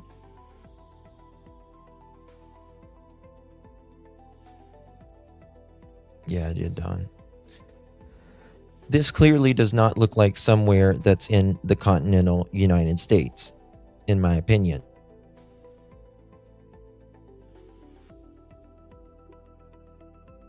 But look, flies and their lords. Not Lord of the Flies. Flies and their lords.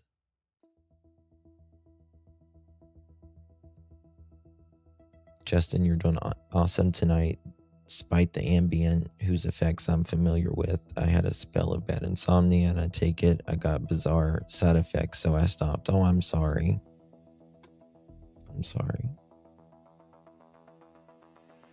Annie's the black sheep of the family. Yeah, but just and this made me think of a couple things when I saw this. Flies and their lords, number one. It just kind of reminds me of like buried in nature kind of thing. Real weird things. Lord of the Flies. It's a book about abandoned kids on an island. Okay. So there's that. Number one. Number two. If Annie and Tommaso like to travel,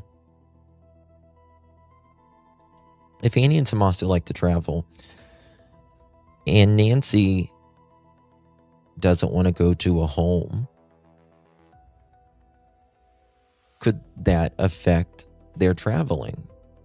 Right? They need to be there for her all the time.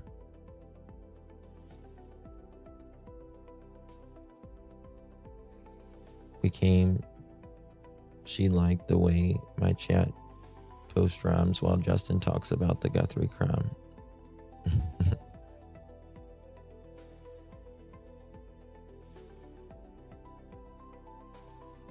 Okay.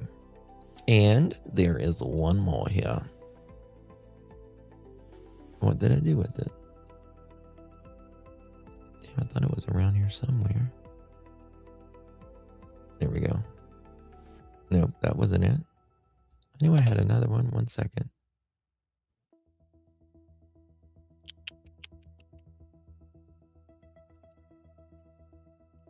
Okay.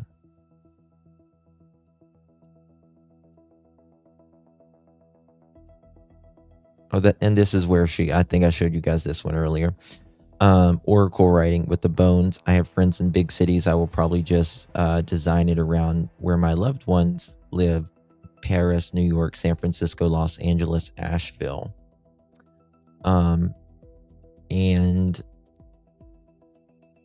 let me show you this. I'm sorry, but it's not normal. It is not normal for them to be around here like this.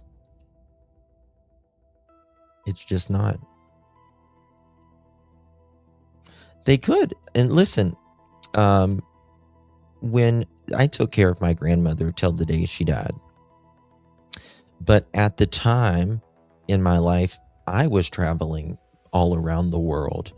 And it was not only stressful,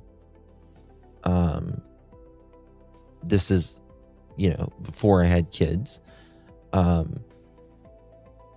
only was it stressful, but it was very expensive to have someone take care of your loved one that you trusted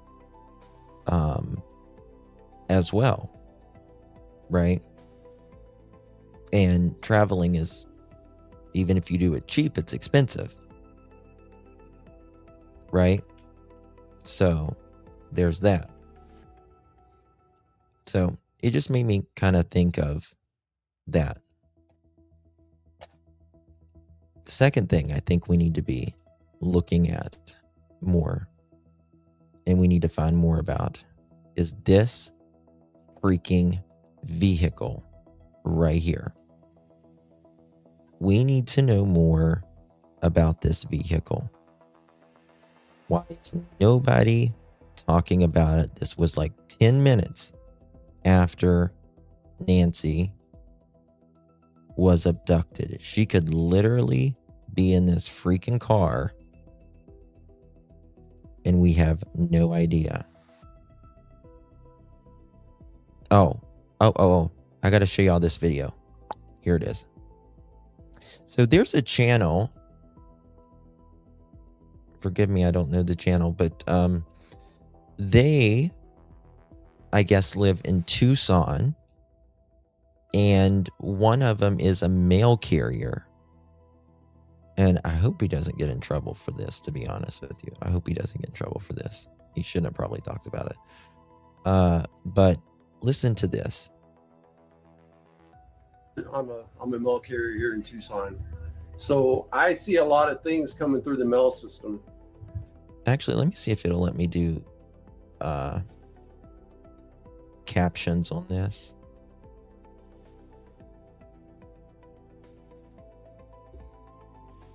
Will it?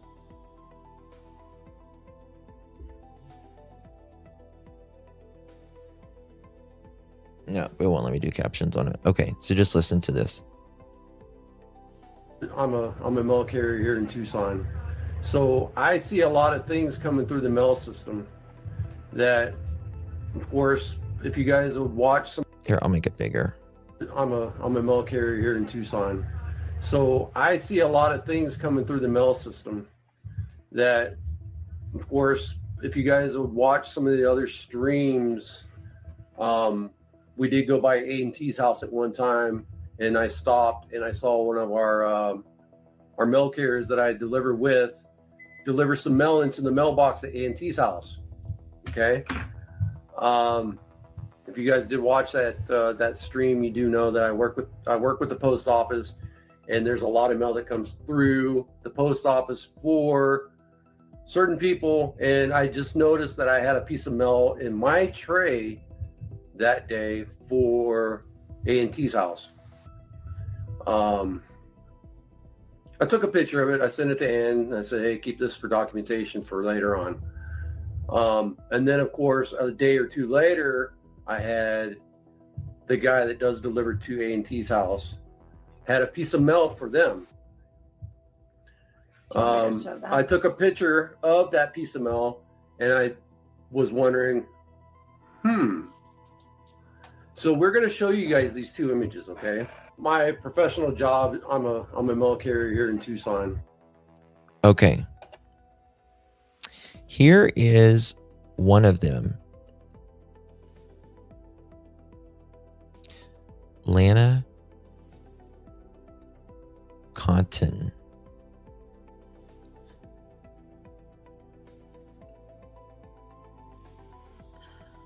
Does anyone know who that is? Oh crap. I'm a mail carrier here in Tucson. Was there another one? Okay, here's the other one. Deborah M. Oh no, that's the card. That's the card.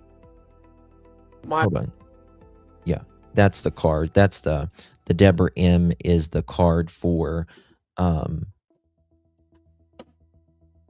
Adult Protective Services.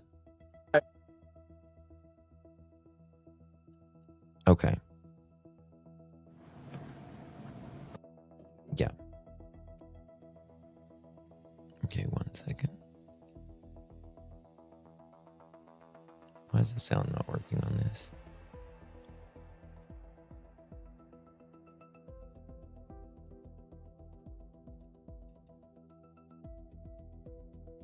One second. Let me refresh this. See if I can get the sound to work on it.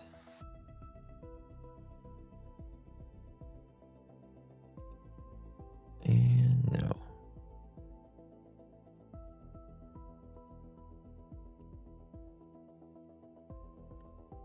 Okay.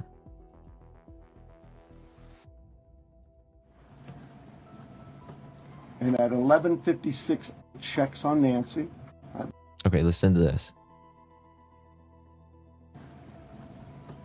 And at 11:56, checks on Nancy.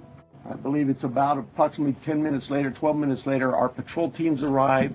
They see the scene, and we start our response with our search and rescue teams and our detectives from homicide and various units. In fact, every unit here, I think somebody questioned, how come there's an ICAC member out here? Or Their eyes tells you everything. Tells you everything. Vaping is highly addictive. Yes, you shouldn't vape. Trust me. Justin, you're confusing two messages for TMZ. Also got messages from kidnappers, but this is a tipper. I understand what you're saying, but this guy, this one guy is saying that he is different, that he just knows what happened and he'll give it up. In my opinion, they are the same guy. So he is a teacher, and what job does he have? They have many homes. Yeah, 3 or 4. 3 or 4. They bought 2 within a period of 2 weeks of each other.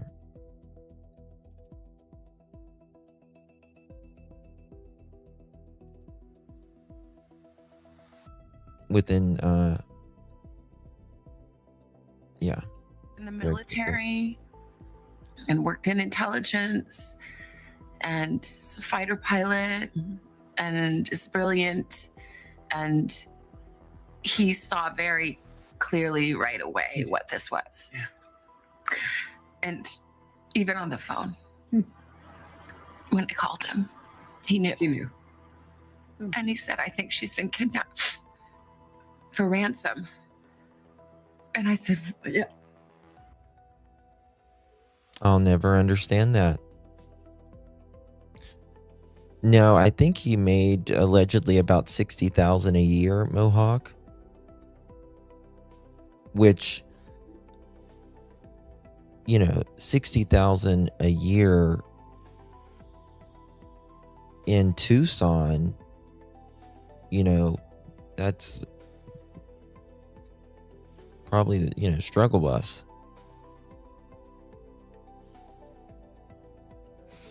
She's kidnapped for ransom.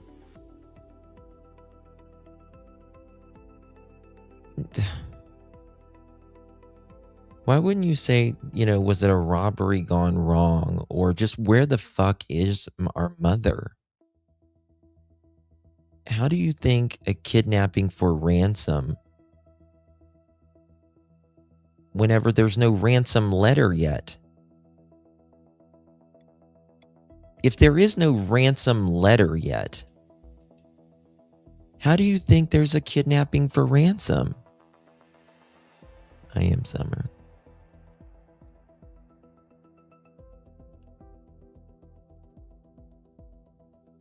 I understand if the ransom letters would have been out. I understand if there would have been a letter at the home. I do not understand. I think this is a kidnapping for ransom when there's not a letter. I think A&T did. What? Well, why? He knew. He knew. And he said, I think she's been kidnapped for ransom. And I said, yeah. What? Yeah. Well, why? What? And then, it sounds so like, how dumb could I be? But I didn't want to believe. I just said, do you think because of me?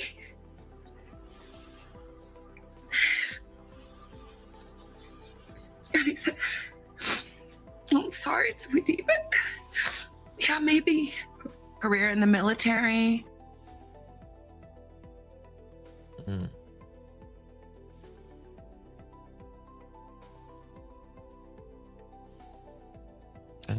I don't understand with Annie and poetry and sometimes teaching and selling jewelry and Tommaso in school teacher how they would be affording those houses.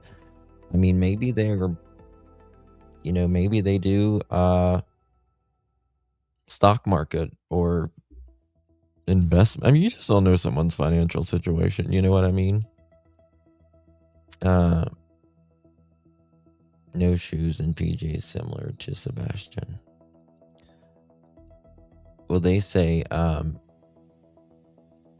reason, Nancy's didn't have any shoes is because she, I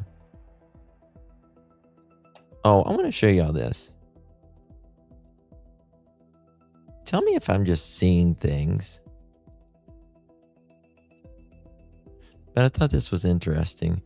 This is Porch Guy, obviously. I wasn't going to show this, but I want to hear what y'all think. They called Cameron first when Savannah, only when police were there. Yeah. Okay, look down here where the circle is, right? And look at the jacket. I need to look at these jackets again where these stripes are. And then you remember this guy that was on a body camera a while back when he put something over a gate. He's got something there as well. But I was looking at those stripes.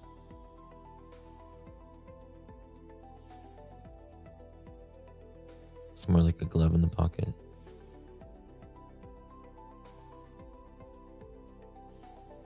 I wonder where Deborah is tonight. She's okay. My other Deborah. Not this Deborah or that Deborah. The other Deborah.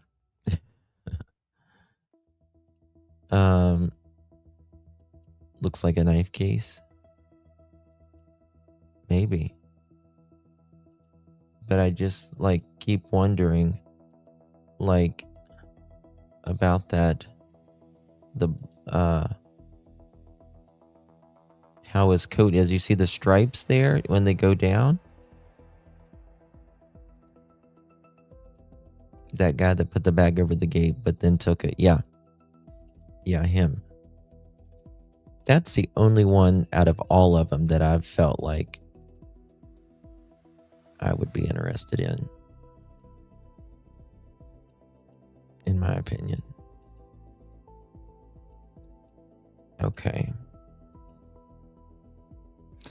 All right, guys. That's going to do it for tonight, I think. Tomorrow we're going to talk probably more on that ICAC and Cellebrite because I've got some more presentation in there. I don't think it's a logo. Yeah, it's 12:40 here as well. It's 12:40 here as well. I've been up since early hours of the morning. I had a dental appointment this morning and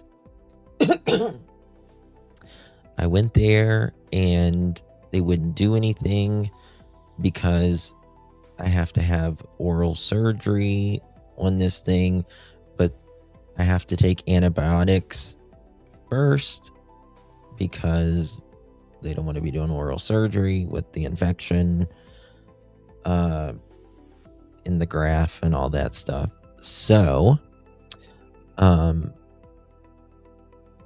and it's back to school time as well.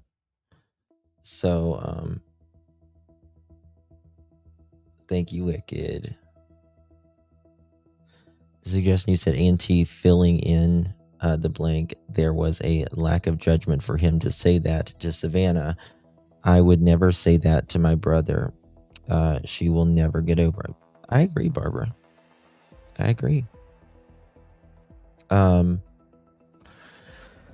So, what is today? I don't know what today is. I go back Thursday. Okay, it's Tuesday essentially now. So, yeah, I'll see you guys here tomorrow.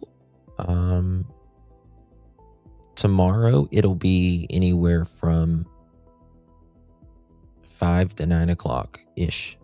I'll be live. Hopefully I'm going to try to do it earlier than later tomorrow. I know I've been here almost 4 hours while taking an Ambien. Imagine that. And I didn't go to sleep once. Or nod off. Justin, check text I sent you before bed. When did you text it? How long ago did you text it?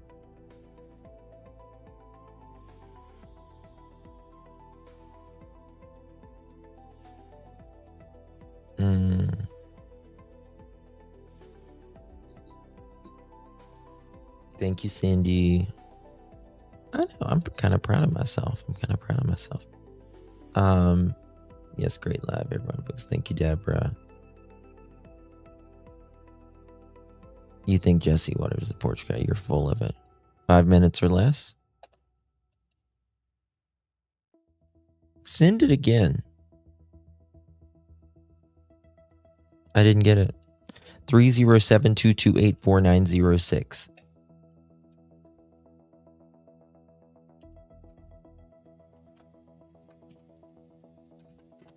There you go.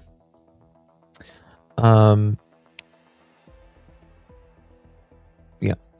Also, if you guys have any cases that you want me to cover right now, the Ohio House of Horrors is kind of, it just had a big thing, but it's probably not going to be popping off anytime soon. Kind of waiting a lot for Philadelphia. I need to do one on Jack and Lily soon to keep their name out there.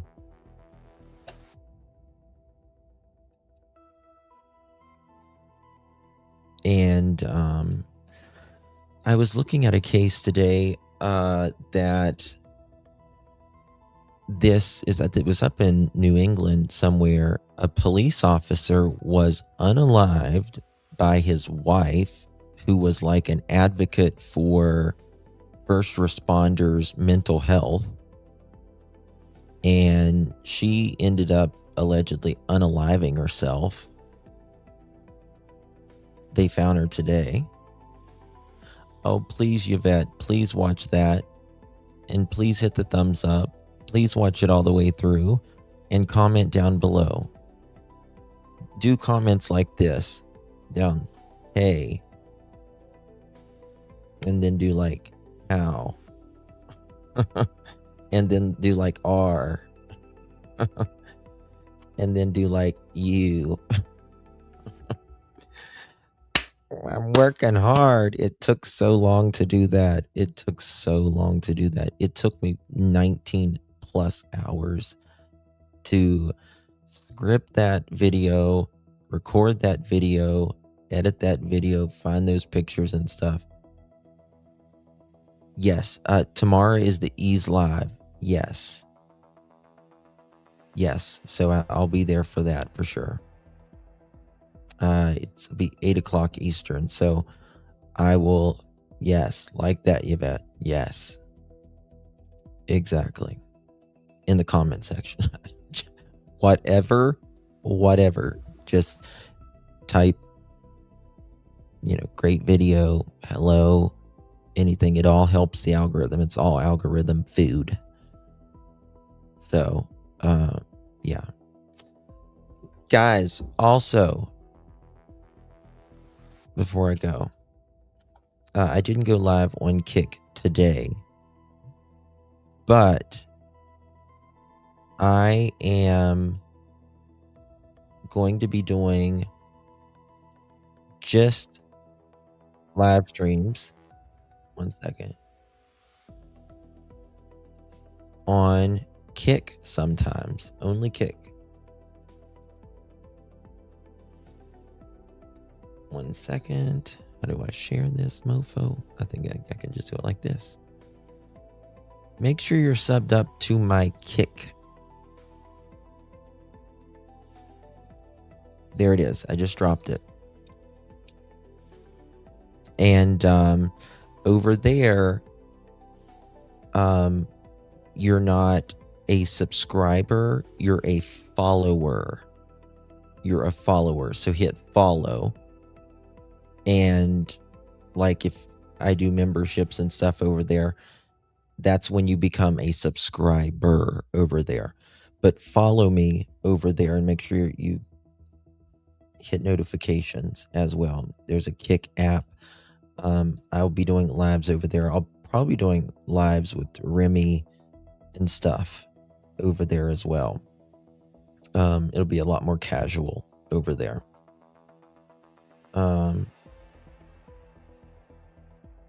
Today looks like she's about to burst out laughing.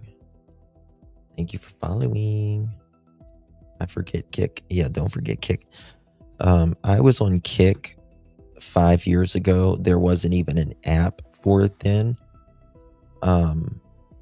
Kick is fun, especially with the emojis. Like, you know, like in YouTube, they don't want you like to spam or anything, but in Kick, you want the chat to fly, because that's what, like on YouTube, we don't get paid for how active our chat is.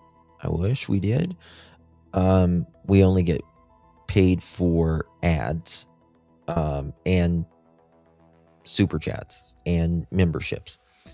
And so on Kick, which I'm not there yet because I quit doing Kick for a long time, and so I just didn't keep my monetization, but I'll get there pretty quickly.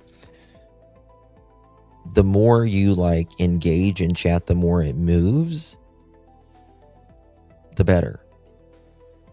So I'm on your Kick, but I haven't checked it out yet. Yeah, well, you know, when I do my lives over on Kick now, I've been kind of doing a combo live, but it doesn't help me because 98% of people still stay on YouTube. So I've got to go over there and do some live streams with Kick. So like maybe Wednesday or something. Maybe Wednesday or Friday. I'll probably go live on Kick and